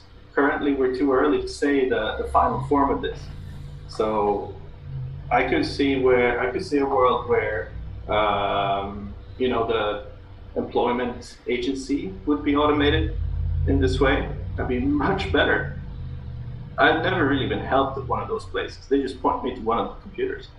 I'm not sure if you've ever been to a job agency. Not in the 21st century. No.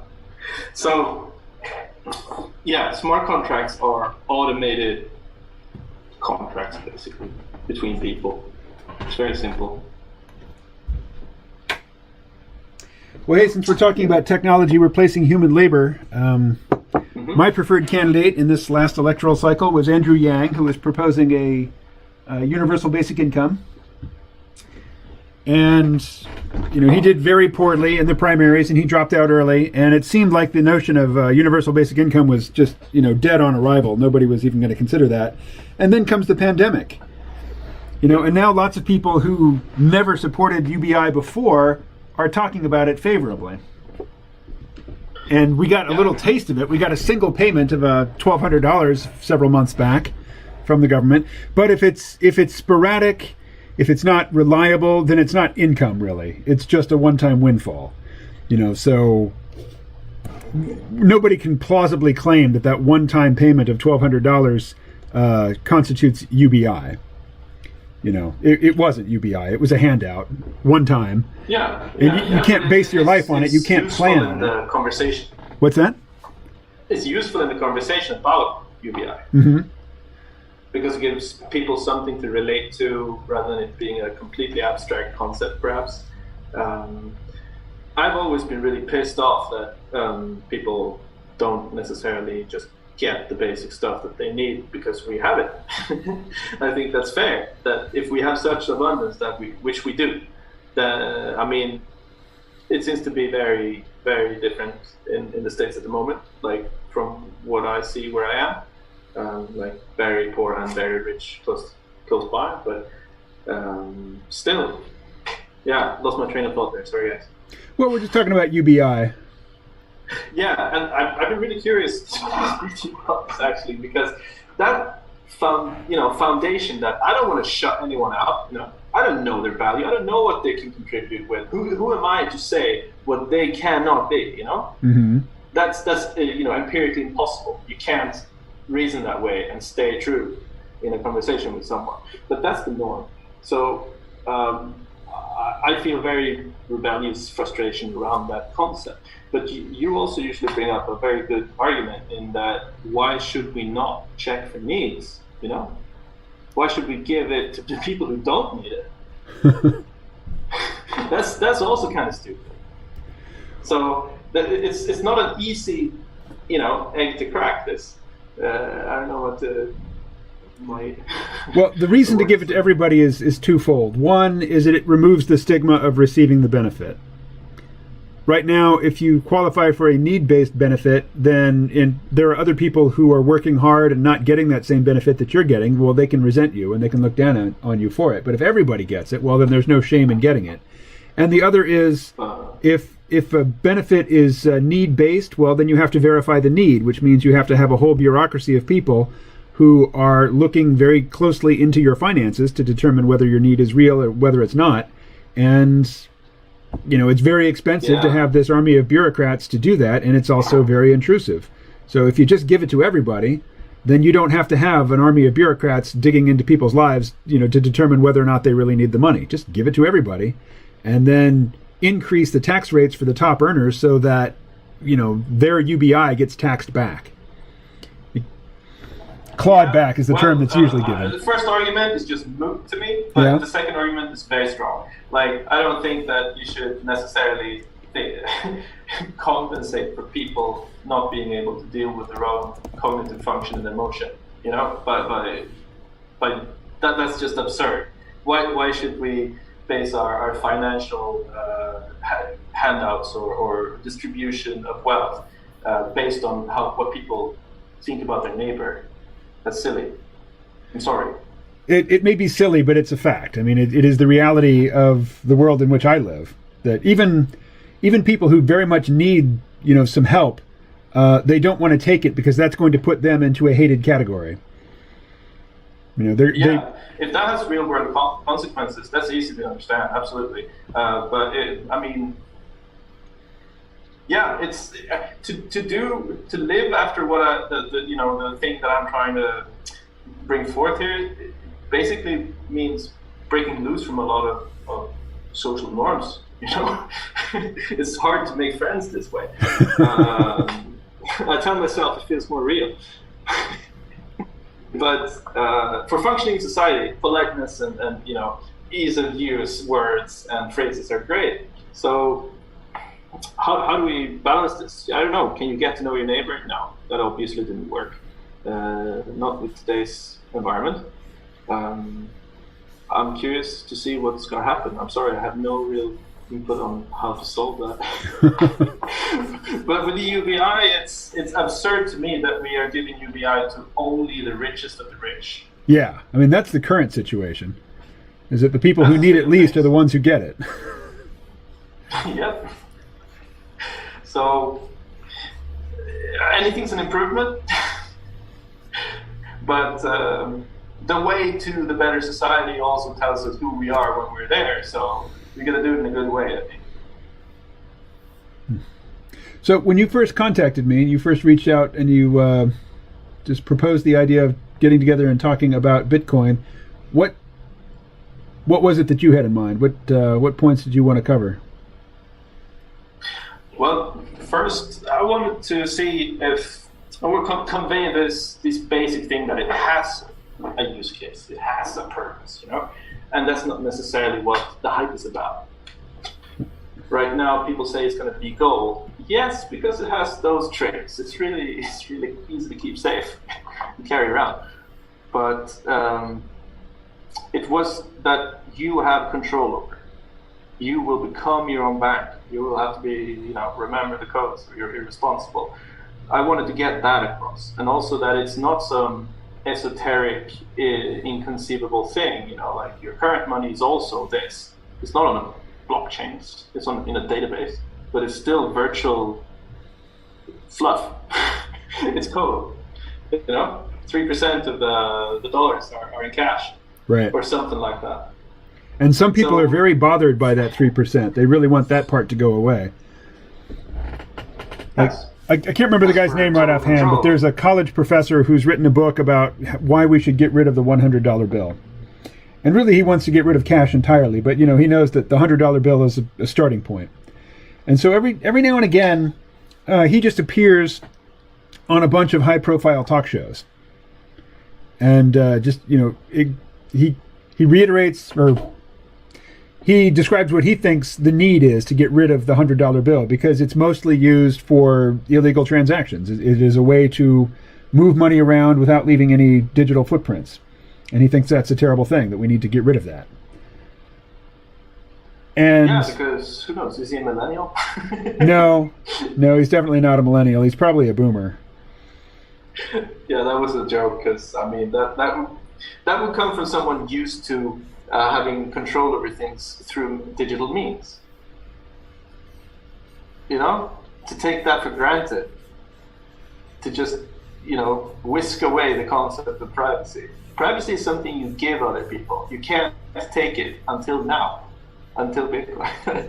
Not Bitcoin specifically, but these technologies will make it possible to transact anonymously.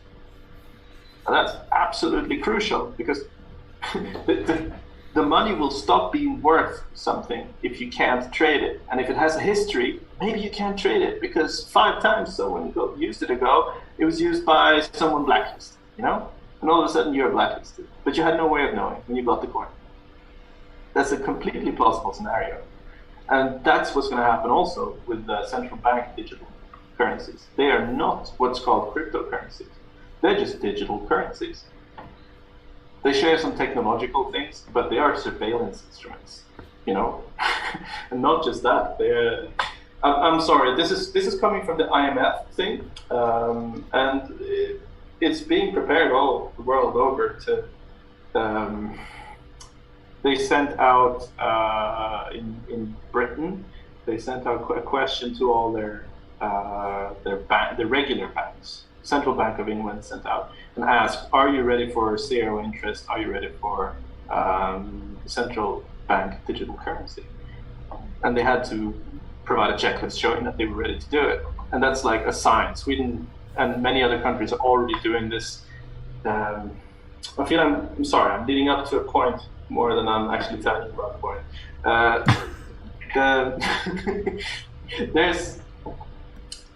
There's this deep fear in me that it will become completely dystopian, gradually sneaking up on us, not through some kind of obvious catastrophe.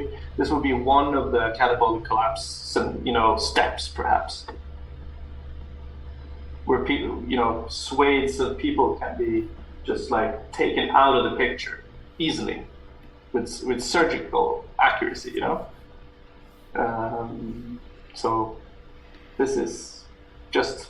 I'm sorry, I'm rambling a bit, because the question was about why do I want to get these currencies into our imagination here and focus, but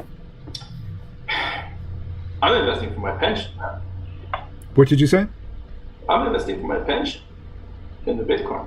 And then I'm investing for tomorrow in smaller coins that I think are going to increase in value like crazy because people believe in them. It's just this hype speculation thing. Which ones do you like? What? Which coins do you like that aren't Bitcoin? It varies. There are a lot of them that are very interesting, but let's say that 99% of them will fail in the end. Just to be clear, it's similar to .com era. Right. Well, I would say Ethereum is very good to look at for anyone who wants to learn what this space is all about, the possibilities that it offers, because it's the only one that's big and has a lot of users and shit tons of money on it. Really, billions and billions. So that's nice. But there are other similar ones that are more advanced. And let's say Polkadot. Have you heard of that one? What is it? Polkadot. Oh, Polkadot. No, I'm not familiar with it. Yeah.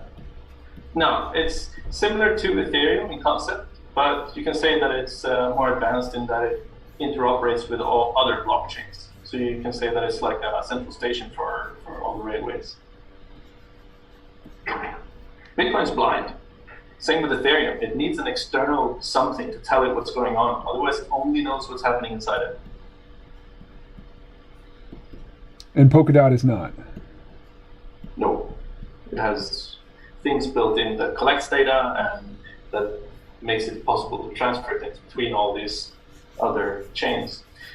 And this will be right now you learn about the coin name, but later on you will learn about what the things they build on top of it. That's going to be the bank. That's going to be the thing that people see later. You understand? It's like buying ETH. The name of the currency on top of Ethereum is called ETH. So it quickly gets into weeds, but it's fairly easy to navigate once you know one thing you want to do. It's possible to get there very easily. There's lots of information online. There are people developing microloan applications for Bitcoin and Ethereum, for example. I'm very interested in that. It'd be cool to lend out like 10, 15 bucks to people in some, country where they have terrible economy, to start little businesses and all that good stuff. That's something it's very hard. I never trust these charities. It's very hard for me to trust charities. Well, so much of their overhead goes into paying their employees. Yeah, I mean, some even don't do that, and that's. However, here you can do it like on Bitcoin, peer to peer. I lent to that person, not to. I didn't invest in some debt package that some financial guy put together out of a selection of different types of mortgage debts.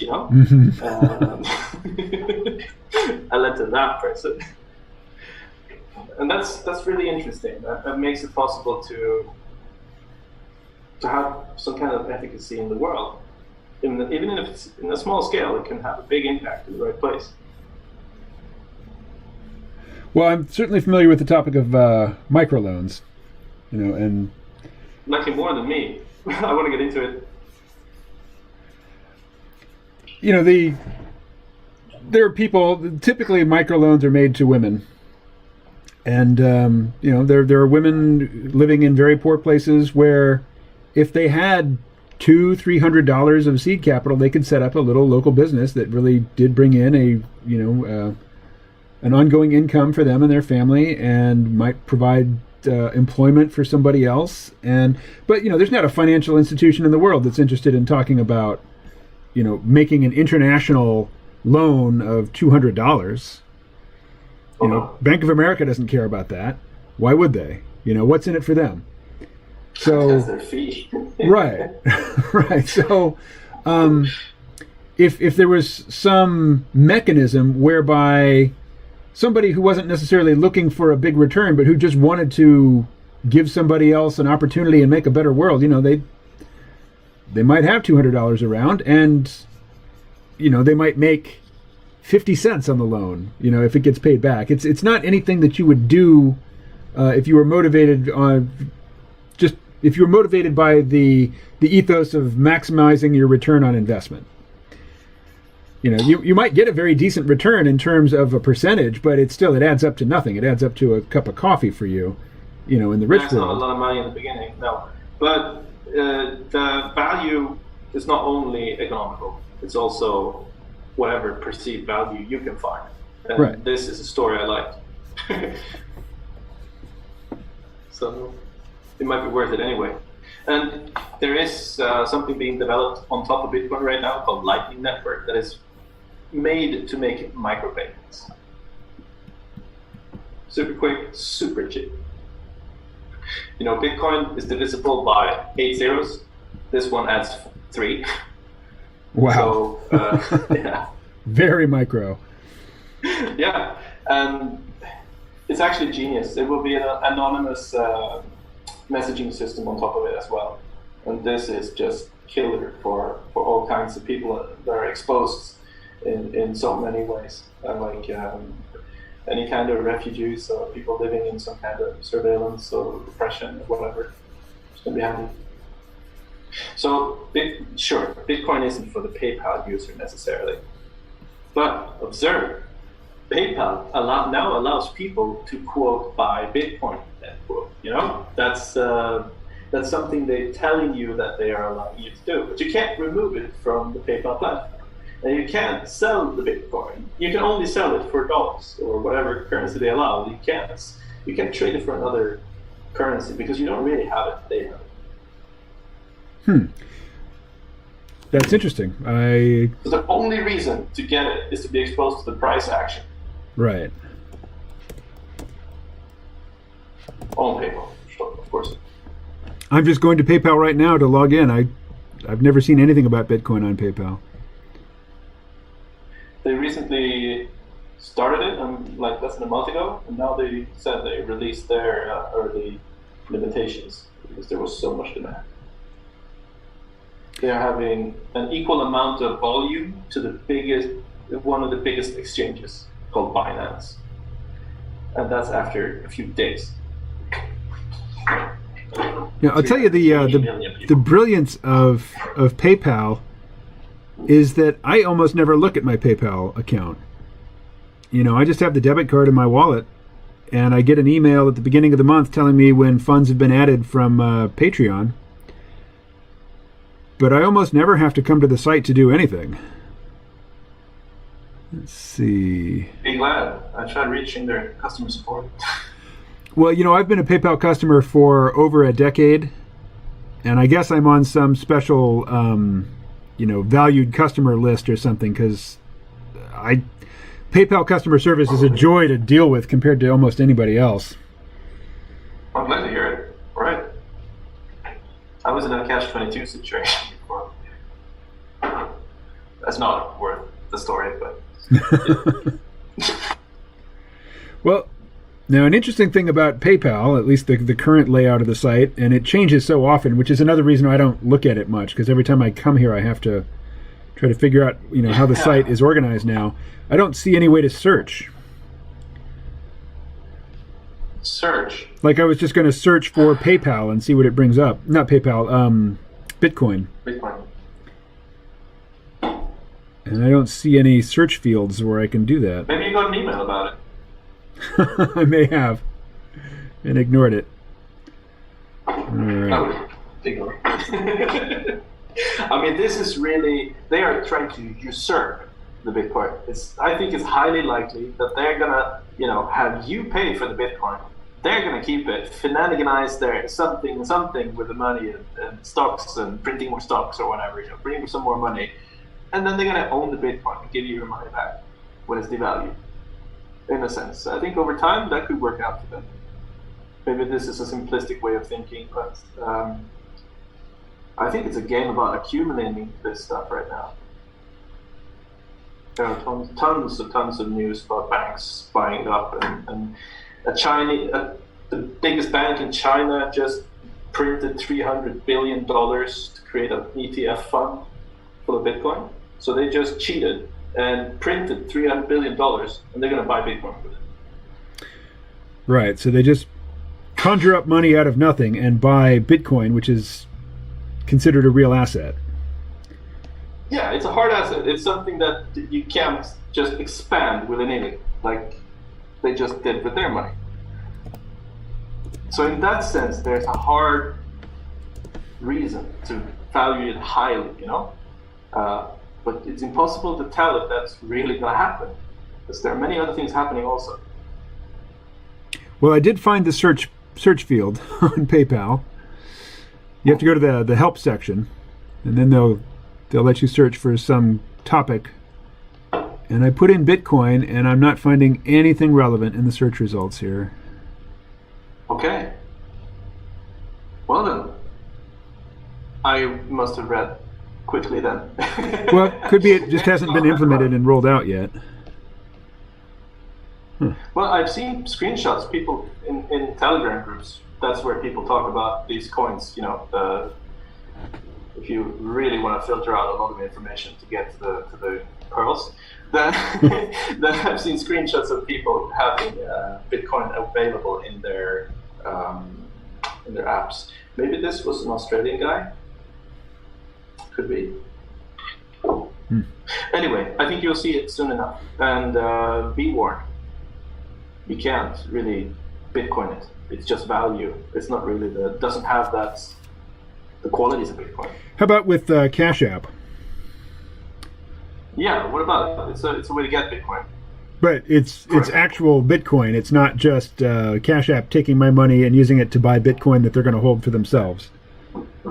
I haven't studied it deeply, but if you can send the Bitcoin manually to another address, then you're fine. Okay. Yeah. And here's a message from the chat. Want to become famous? Buy followers, primes, and viewers on https:/r9gqv. Yeah, Awesome. don't use your Bitcoin. Use that fiat shit instead. No, I'm just going to block user on that one. No, man. I'll give you one follower for free.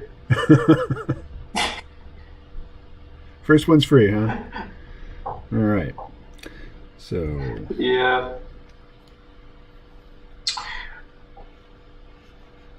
But no, the most interesting use for it is $20 a week. Definitely. In good times and bad, with huh? Bitcoin, it's going to be a real expensive beer. So, I've heard that advice before. Just keep buying, pick out an amount that you can afford and buy that much every month, every week, whatever schedule you decide on, and then never look at your account. Just keep buying it, keep accumulating it. But it seems there's got to come a time when you do get the value out of it. So what is that time? Sure. How do you determine that you've waited long enough? In April, and my money's more than double. Yeah. That's good to me. Oops. I mean, I think that's decent. More words here in the chat, yeah. What we got? No.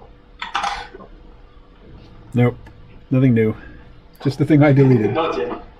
No, but you've churned out enough topics for everyone over the years. You can just pick from them. Right.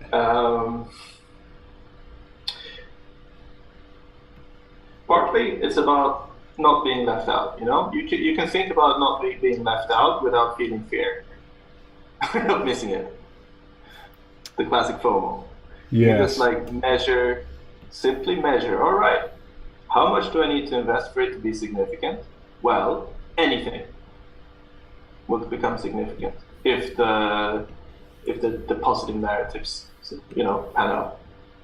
Anything, really.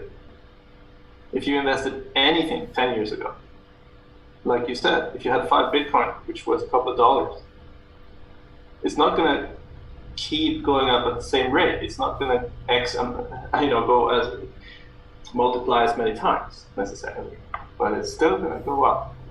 I'm fairly sure.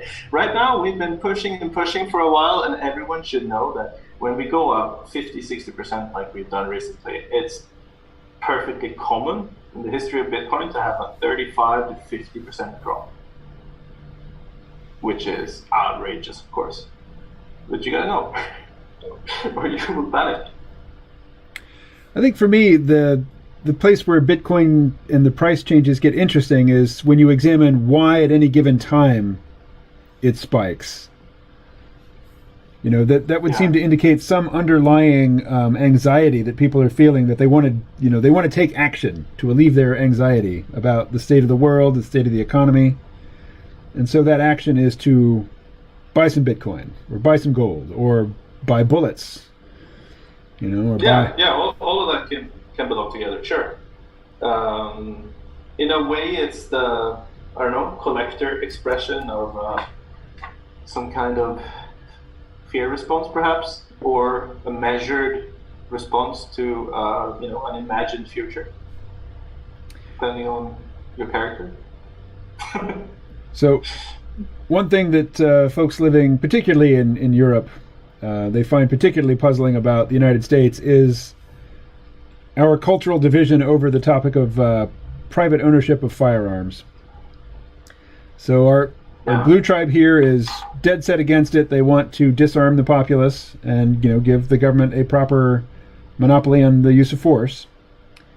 And the Red Tribe says absolutely not. It's part of our identity that we take responsibility for our own defense, and that we have the tools at our disposal to protect our loved ones and our property. And interestingly enough, this year, the pandemic year, election year, they have seen record gun sales, record ammunition sales. But in the past, whereas it was, Red Tribers who were kind of paranoid, they were buying their third AR-15 so they were going to go bury it someplace because, they were certain that the government was going to start confiscating guns at any day. And they wanted to have some secret stash, that they could access. This year, it is largely the Blue Tribe folks, the social liberals, the affluent folks on the coasts who are getting scared and who are buying guns. And I don't know that this is the case, but my intuition is that they probably are not getting trained in their use. It's just this, I feel anxiety, I want to relieve the anxiety, I make a purchase. And in this instance, the purchase is a gun. But and this is their own argument, and it's true. If you don't get training, if you don't know anything about this thing that you've just bought and you have it around, it's more of a danger to you than it is to anybody else.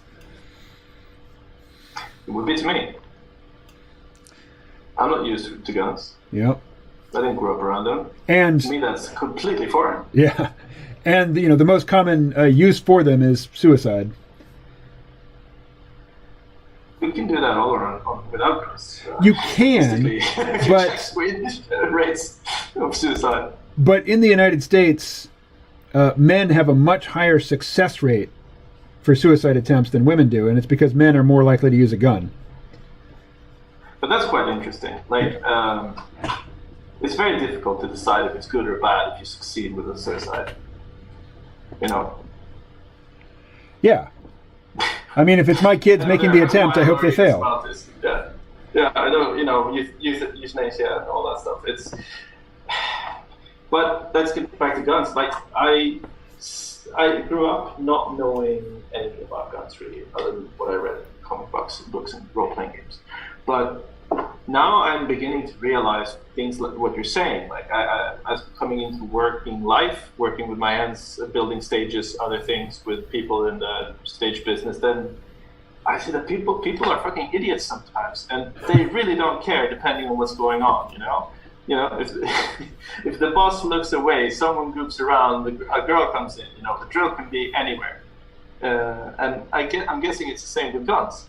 And I like to research things to feel secure about using them, not to the extent my grandfather did probably, but more than I imagined you meant in your example of someone buying a gun because he thinks that it's going to contribute to his narrative so he doesn't have to be scared, And that's a terrible reason to do anything, but you can't control when people get into that state. Right. So you have to control everything. Or what do? Nothing? We're back to basics. We're back to the whole liberalistic versus everybody else debate. It's how do we deal with that? We got to have some boundaries. I like the statistic that not as many people get shot in Canada per capita, but they have more guns. Yes. So that spoke to me, But I also realized that there's a culture of debating around this in the US, and I'm not privy to the history and all the arguments and all that stuff. So I'm kind of naive, I think. So I also didn't want to need guns myself, so I never approached it. As in a sense, it's a bit in denial, you know, like it's not around. I don't have to think about it. I don't want to need guns.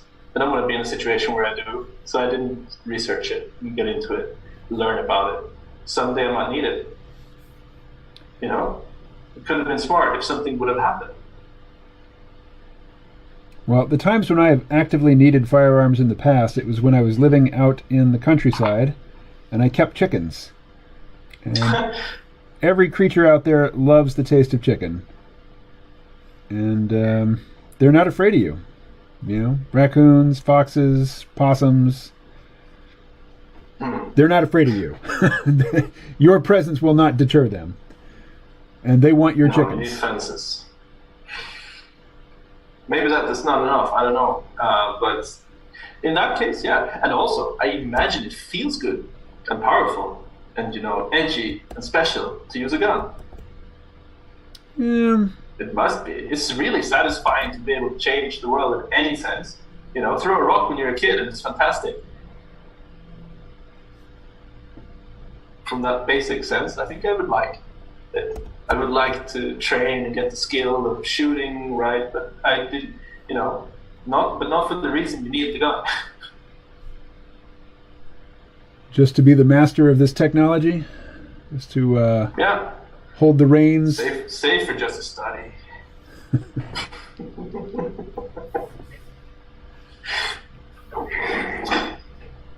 I don't know. What's your stance on it? Like, do you think, what would you see as an amicable way of keeping guns in a community, any size, like country or small community? I don't know. You decide.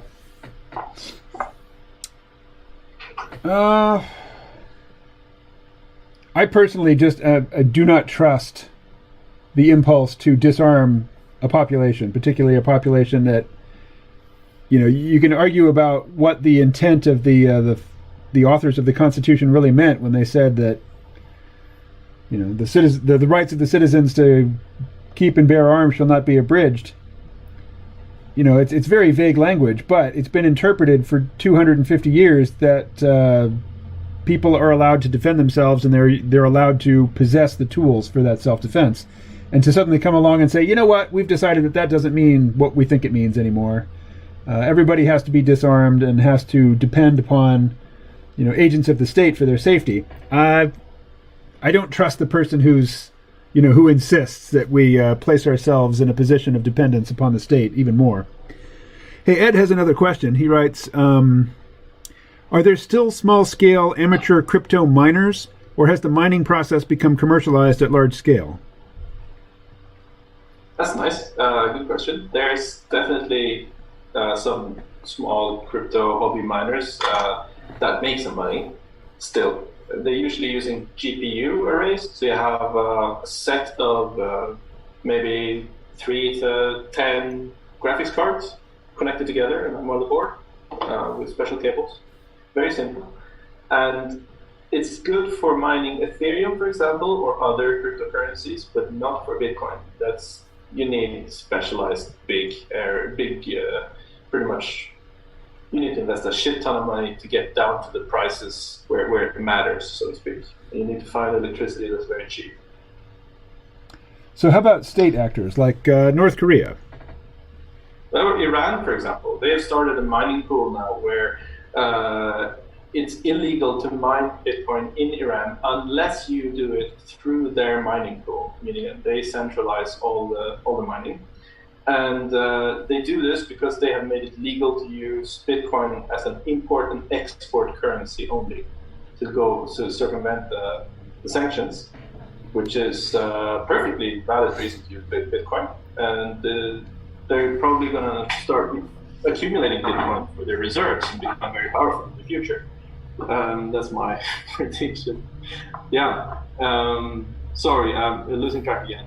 Well, back to the question. I saw it in the chat. Yeah, the question is mining. I mean, is it something that somebody, can do on their own? And I think you've answered it. The answer is no with Bitcoin, but with other things, yes. There are reasons to mine Bitcoin on your own as well. That is to get fresh Bitcoin that have no history. Ah.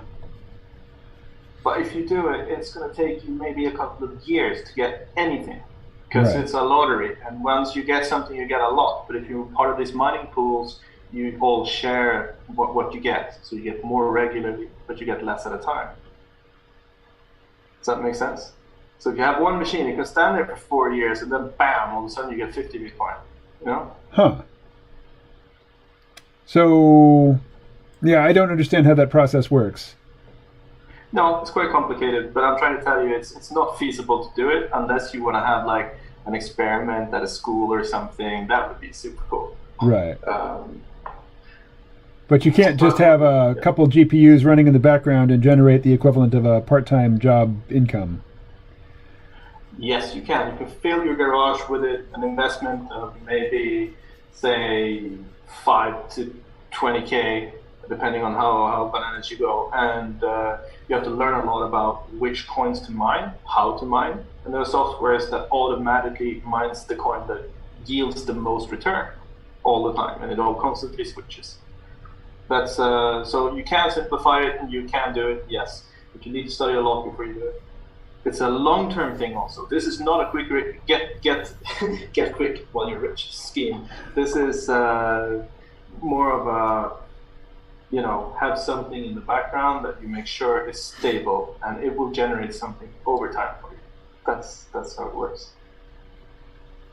There was another question. Yep, Ed has a question, and let me just say hi to Lauren. Good to hear from you. I'm gonna go blow my nose, so I'm gonna mute here and go ahead and address Ed's question. I'll be back in just a couple minutes. Yeah. As someone who lives in Spain, a gun-restricted zone, do you feel more at risk of your government turning tyrannical?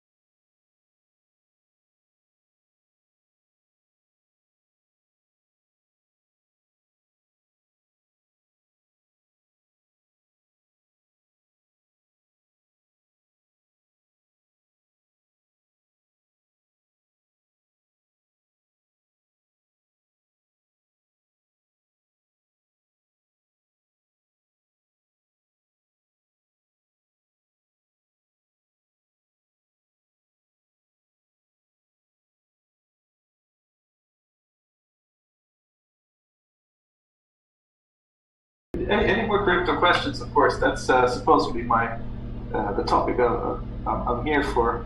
I'm no expert, and of course, I mean I understand that people say this all the time in American media, but I'm no financial advisor, and nothing I say should be construed as financial advice.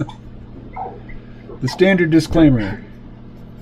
Well, I don't know if it is even, efficacious. If people write shit on Facebook like, no one can do anything with my information on my account because I wrote this post.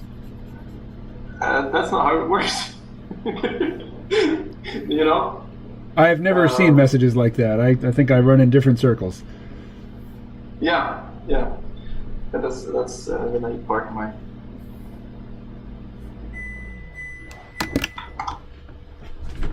Right. So.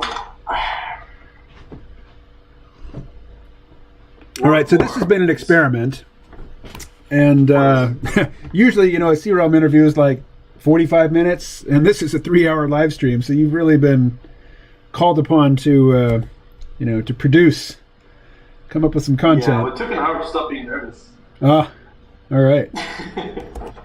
Well, I'm really happy that you brought me on like this. I thought I would be answering people in the chat, writing, as you were drawing. Well, that's a possibility. This is the first time I've had, a guest on a drawing live stream, so, we're working the bugs out as we go. I can see the chat now. I can't see your drawing anymore. Oh. Okay. Well, it's still here. The drawing part doesn't move very fast. Whoa, dude, polka dot, you wrote about it. This is the first I see of it. Lightning network, nice. Just taking some notes. Yeah, Bitcoin's blind. Yeah, that's quite a deep technical thing, but it's fairly interesting. And most technological things are blind unless they have a specific sensor. Yeah, when you say that Polkadot has a sensor, like it can learn things about the world and respond accordingly, seems like that's sort of a combination of a currency and an AI. Yeah, the way you describe it sounds like, the skeleton of an AI perhaps, but it's very simple. There's something called oracles, ask the oracle. And oracles are basically data providers. They say what happened in the election. They say which dog ran fastest in the race. They say all these things, They say what price it is, what price the dollar is versus the yen, and all these things. There are like a lot of these. And they're like a cog in the machinery of a greater financial system in the crypto world, and they're necessary. So they have a narrative, and that narrative makes them very valuable because people understand them. They're easier to understand than other coins, so they go up more in price. That's quite a funny relationship, I think. But if anyone is, I don't know, should we give out some links perhaps for anyone who's interested in doing some research on their own? Well, you don't have the ability to post links in this chat, but if you want to post them in the Zoom chat, I'll be happy to transfer them over. Okay, so where should we start? Well, how about on a very practical level, like somebody who, say like me, is not a complete, a complete idiot when it comes to using technology, but is still, for me, Bitcoin is too much of a pain in the ass to be worth bothering with, or at least that's my impression right now. What's a resource that I might have use for? All right, there are tons of YouTube channels, and I think I'd recommend one of the. He's practically, the guy who wrote the book on Bitcoin, and he actually wrote a book on Bitcoin, and he is that guy. Okay. For 10 years, he's been like the staunchest supporter, and he's writing a book on ETH right now. No, he did. Now he's writing on Lightning, and he's very approachable. Like he explains things well, precisely, and he sticks to a point, and he sticks to actionable stuff you need to know if you want to get into it. So you can, for example, search his channel for a term that you heard that you want to know more about, decentralization, whatever, and blockchain. I mean, you get too many videos if you search on blockchain, but he's really good at explaining these things. And there are everything from, if you find something that doesn't seem to be on point, keep looking because he has a lot of videos.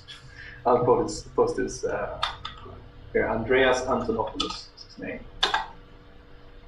Oh, you got it in the Zoom now. So Ed has a new question.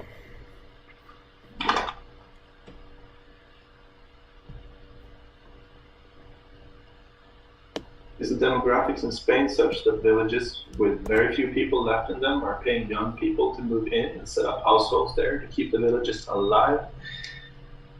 Ooh, I can't give it justice, so to speak, but I haven't researched it very well. I don't read Spanish newspapers, unfortunately, but yes.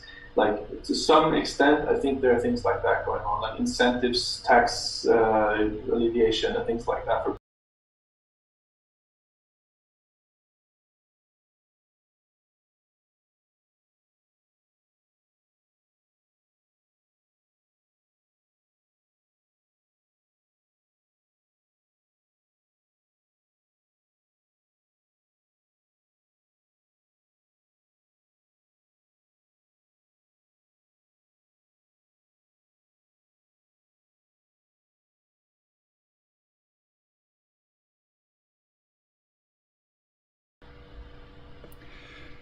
You know, I visited Puerto Rico earlier this year, and I learned about some programs that the Puerto Rican government has set up to attract both digital businesses and cryptocurrency investors.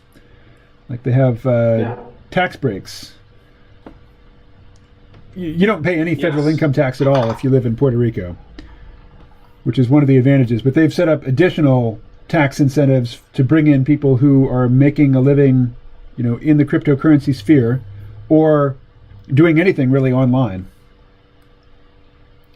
That's very interesting. Yeah. You're doing something online. I am. And I was thinking of moving to Puerto Rico, but then came the virus. So yeah, I heard that. Too bad, man. That was really in the last minute as well.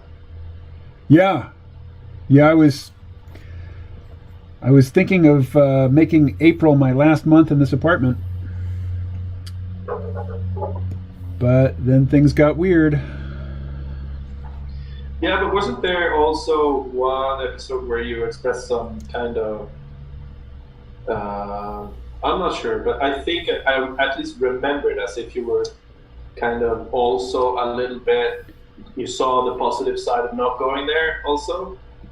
There was something like that? No? Well, the positive side of not going there is that my situation here is seemingly sustainable. You know, I can afford my rent.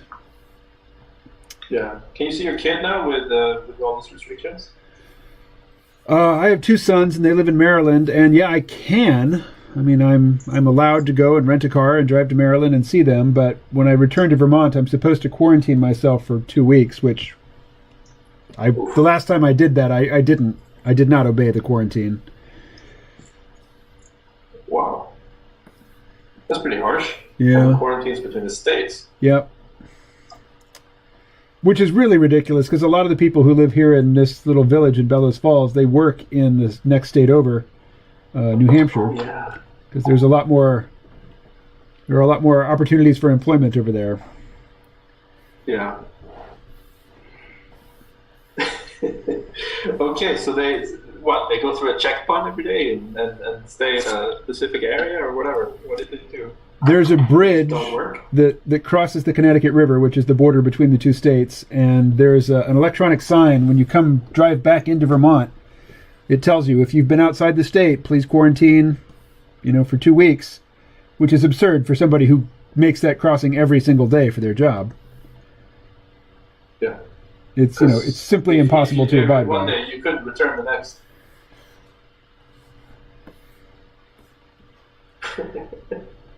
Come on. Yeah, okay, well, people will circumvent it as best they can. Well, they'll just ignore the law, Yeah, I haven't honestly been able to make heads or tails of what's going on, looking at the numbers and so on. I have a hard time trusting numbers that I see from the actors that are giving them to us, and I don't know, it just seems like cars kill more people. It just seems like so many other things kill more people than this thing.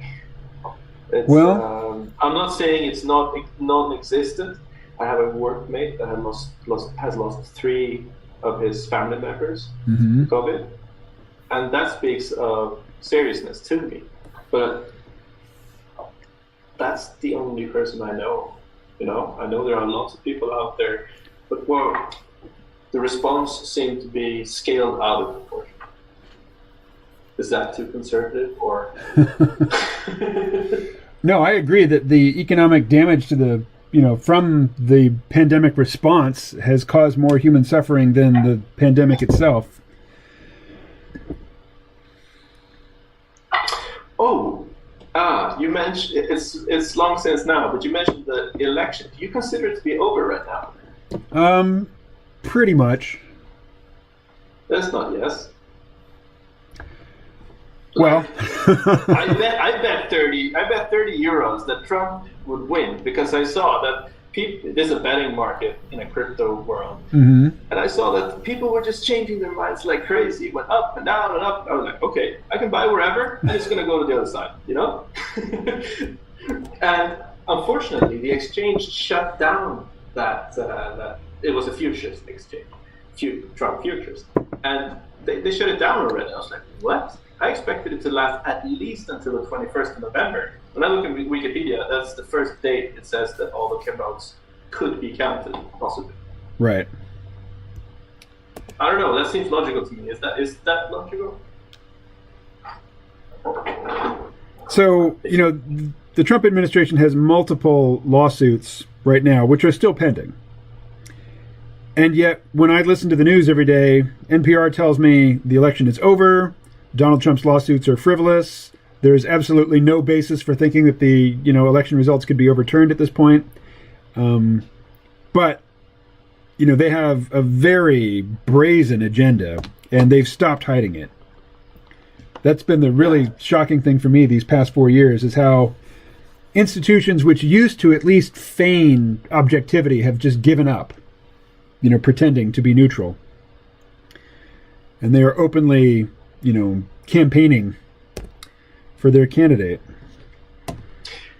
Yeah, but can you tell these narratives apart with instead of probability on it? To me, it just seems like all of these scenarios are likely, and it's impossible for me to get any real foothold on the probabilities of these things. I mean, I can't say that they are likely or unlikely. Outrageous seems to be likely. There's of course Trump, no, not of course, but it seems like a good path of action in that world to create a lot of lawsuits, that seems like a way to do things that has results, maybe. So we should look at the lawsuits. I can't do that. I don't stand a chance. So there's that, and okay, so he's performing actions that could have some kind of result. Yeah, it is a struggle for power, and the courts are one avenue for conducting that struggle, and the Trump administration has not conceded defeat. The court cases are still pending. Electors have not assembled to cast their final electoral votes. Joe Biden has not yet been sworn in. Does it matter what he says when he's out? What's that? Does it matter what he says when the ballots are counted and the dust is settled? Does it matter if he says, no, I'm going to be president? That seems silly again. Well, back in 2000, Al Gore was running against George W. Bush, and Al Gore won the popular vote. But there were, and he narrowly lost Florida, or so it seemed. And then there were voting irregularities, and there were court cases then. But at one point, before all of the court cases had been settled, Al Gore just said, I concede, for the good of the country, for the unity, to protect the integrity of our electoral process. I concede George W. Bush is the president, or the president-elect. And that was meaningful. I mean, his conceding settled the election. Now, the Supreme Court also ruled in favor of George W. Bush because there was a conservative majority on the court. But, Al Gore basically he surrendered. And his surrender turned the presidency over to George H.W. Bush Not H.W., George W. Bush. And, as a result, we got Dick Cheney as the vice president. And we got the start of our endless wars. Our wars in Afghanistan and Iraq and all over the Arab world, which go on to this day. Same from here, but maybe it's a different flavor. So at this point, yes, Donald Trump could bring it all to a close just by giving up. And he hasn't done that yet. Yeah, sure. But the authority stems from the legal instrument. It stems from some text somewhere. Yeah. And, you can that can be interpreted out of the way depending on what if the opponent concedes. But I'm not sure that that's reasonable to allow someone to concede. Then what if they're buddies? Well, personally, I think Donald Trump is going to have a lot more fun after he's out of office. It looks at this point like he's going to start a new network, like a news network, to try to displace Fox as the conservative voice, in the American news landscape. And I think he would enjoy that a lot more than he has enjoyed being the president of the United States, particularly since he gets to be the ex-president for the rest of his life. He'll have a Secret Service detail until the day he dies. Everybody will address him as Mr. President from now until the day he dies. So, I think he'd have a lot more fun being a global celebrity than he has been, being the president. A little bit. Yeah. I think so too. What's the story with that wall? He just told people to build a wall and left?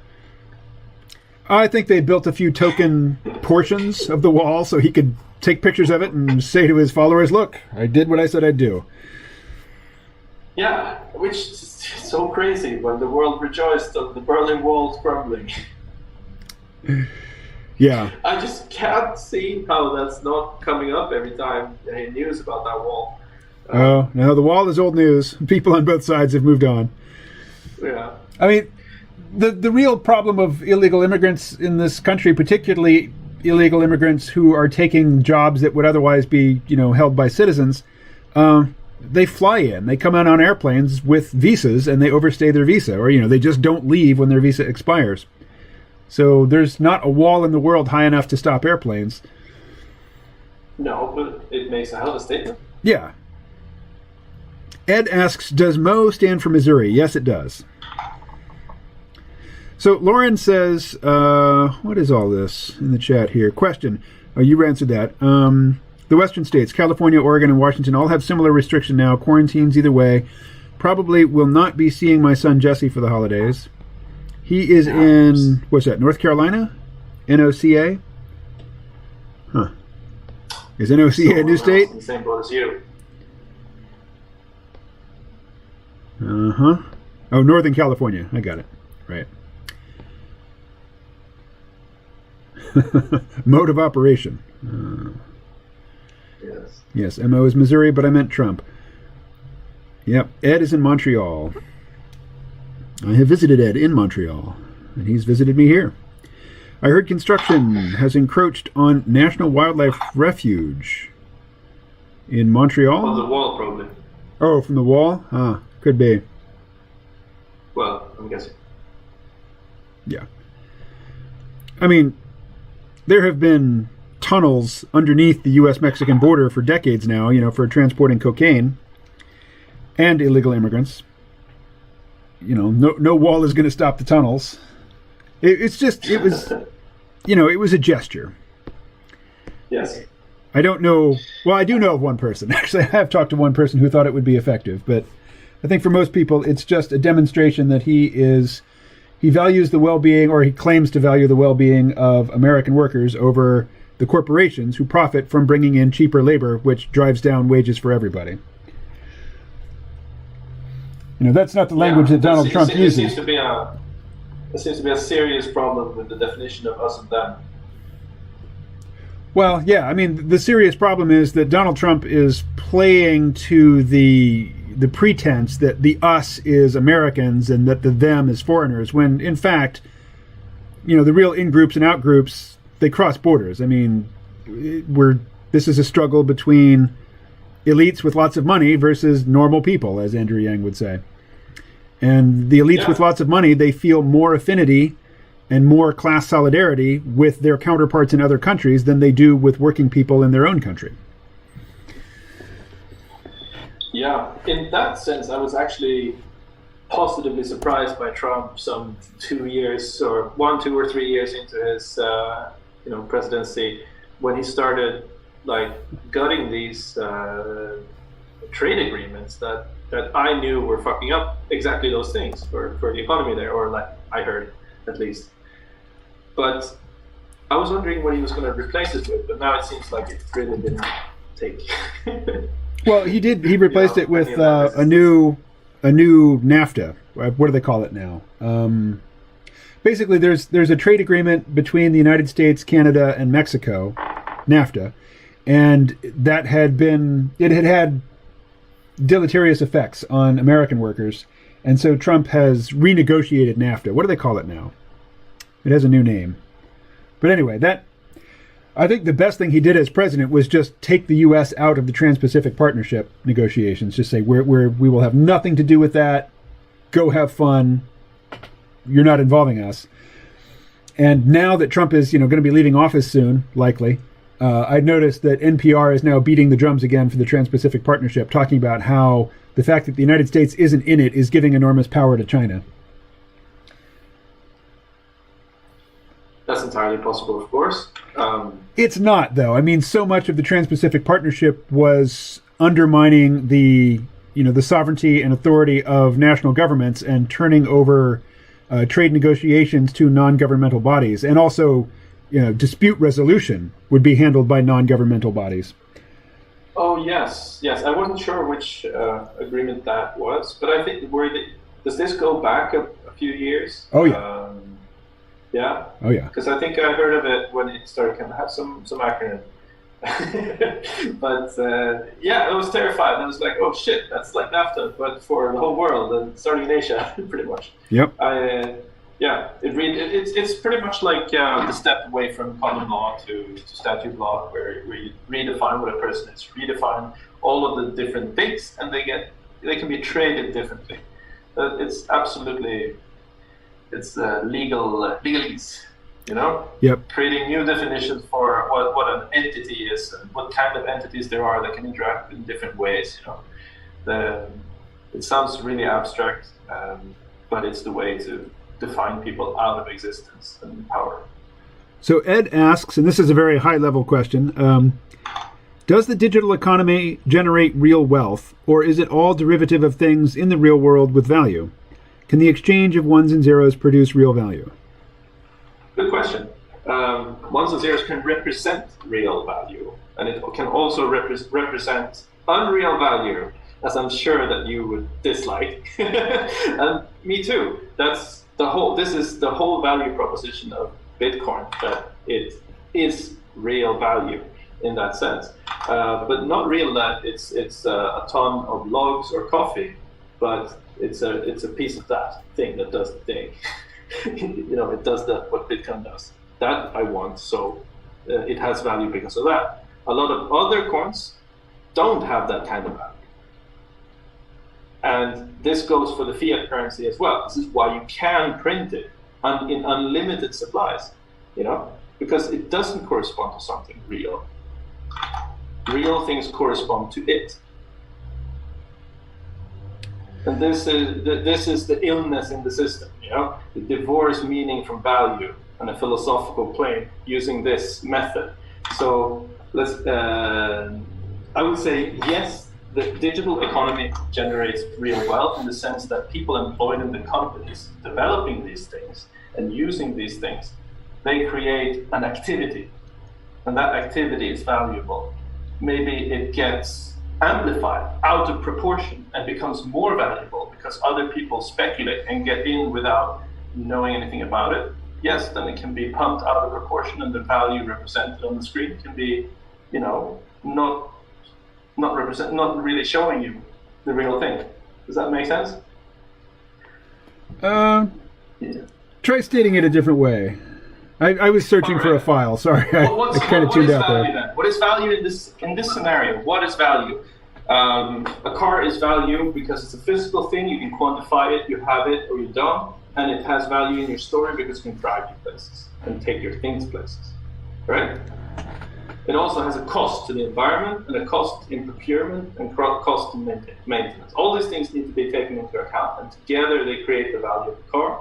You decide how much that is worth in relation to other things, right? So, enter money. Money is an imaginary thing. We decide how much it's valuable using market forces, so to speak.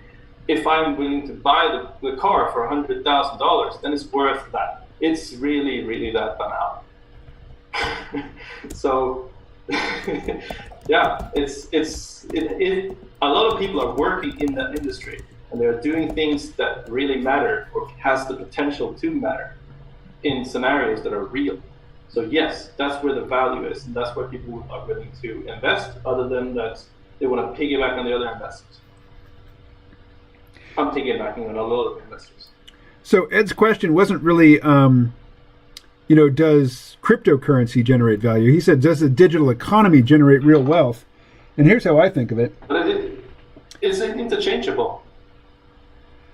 Well, except for Bitcoin, which doesn't inflate. Well, what I was about to say doesn't really apply to Bitcoin, but it applies to the digital economy or digital activities. Adobe makes a suite of software products, one of which is Adobe Audition, which is an audio editor. I use that all the time. I make podcasts with it. I upload those podcasts to websites, which are hosted somewhere. I don't know where my website is hosted, but physically, the information that encodes my website does exist on a server somewhere, and it's probably on some server farm. And I put out content that only paying subscribers can access. They send me money via digital means. I provide them with content via digital means using digital tools created by other people who got paid to do that. I mean, lots of people are doing things digitally, not creating any material object. And yet, I would hope anyway, that the C-Realm Vault subscribers agree that, my use of these digital tools and my distribution of the products of, the digital products via information technology does provide them with some value.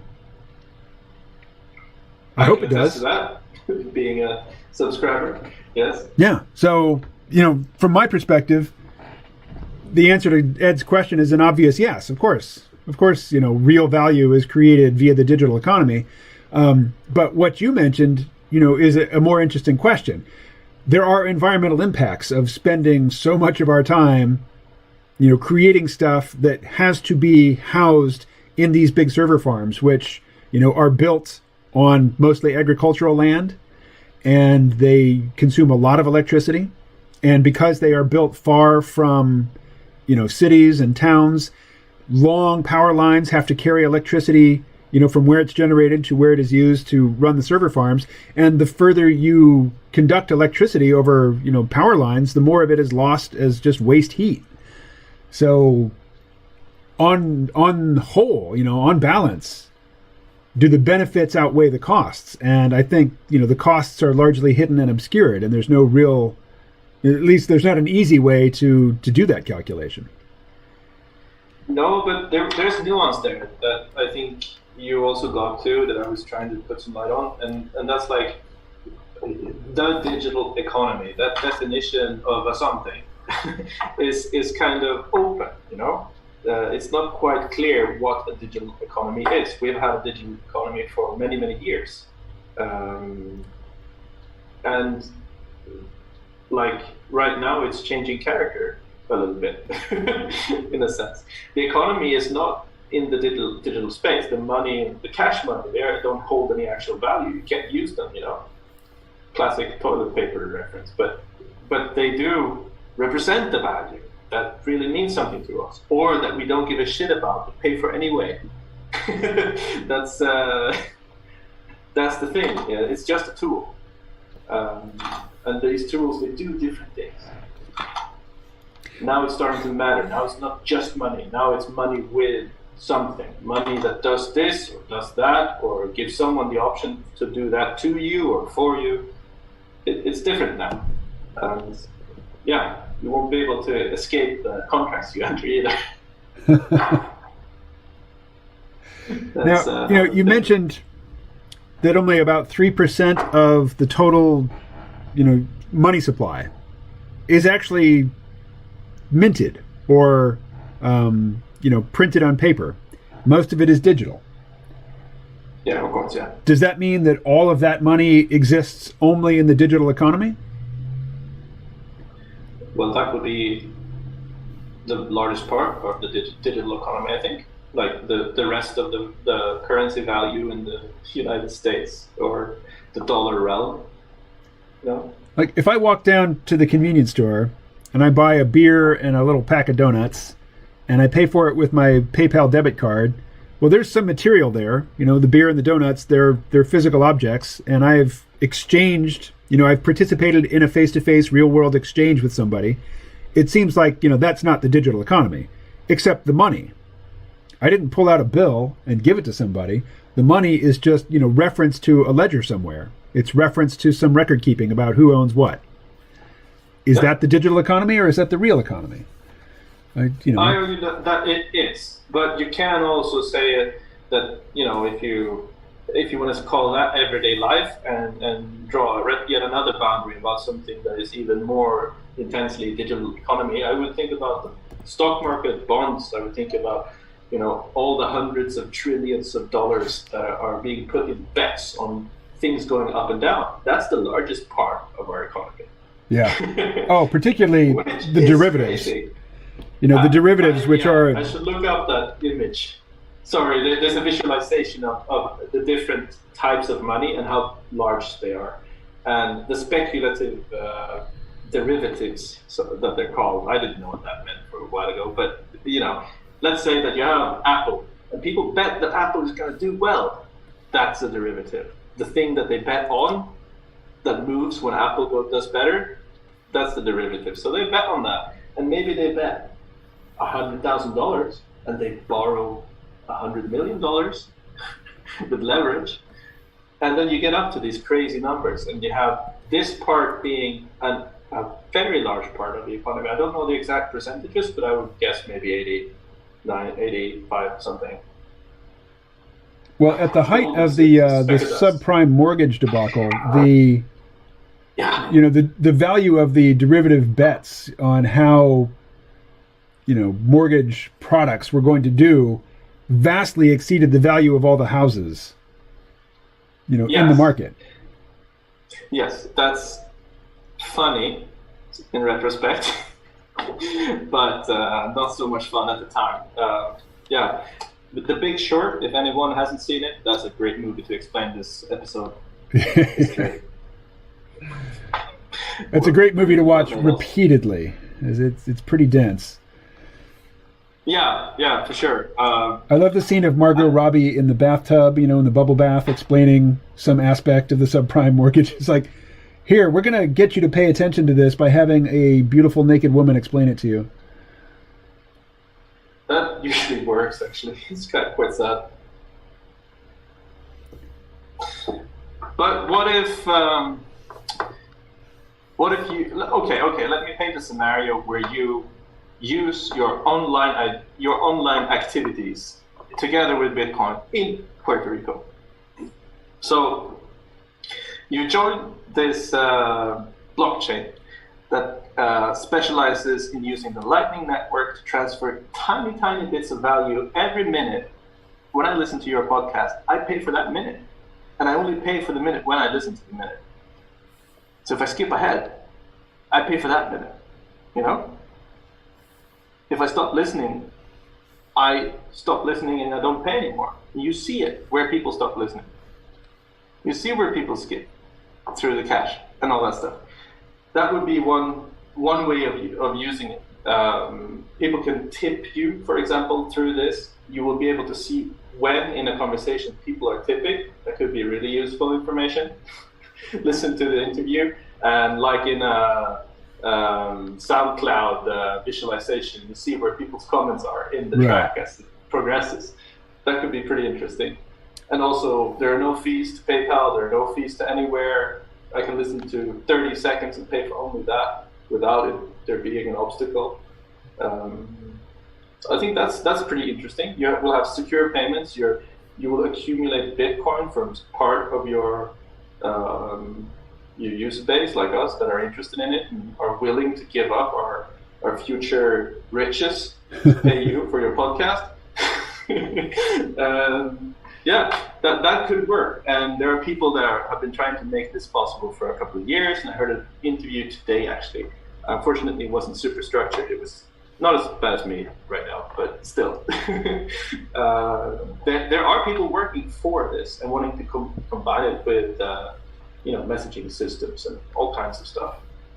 So if you would do that in Puerto Rico, that could be nice, depending on your proclivity for learning how to do it.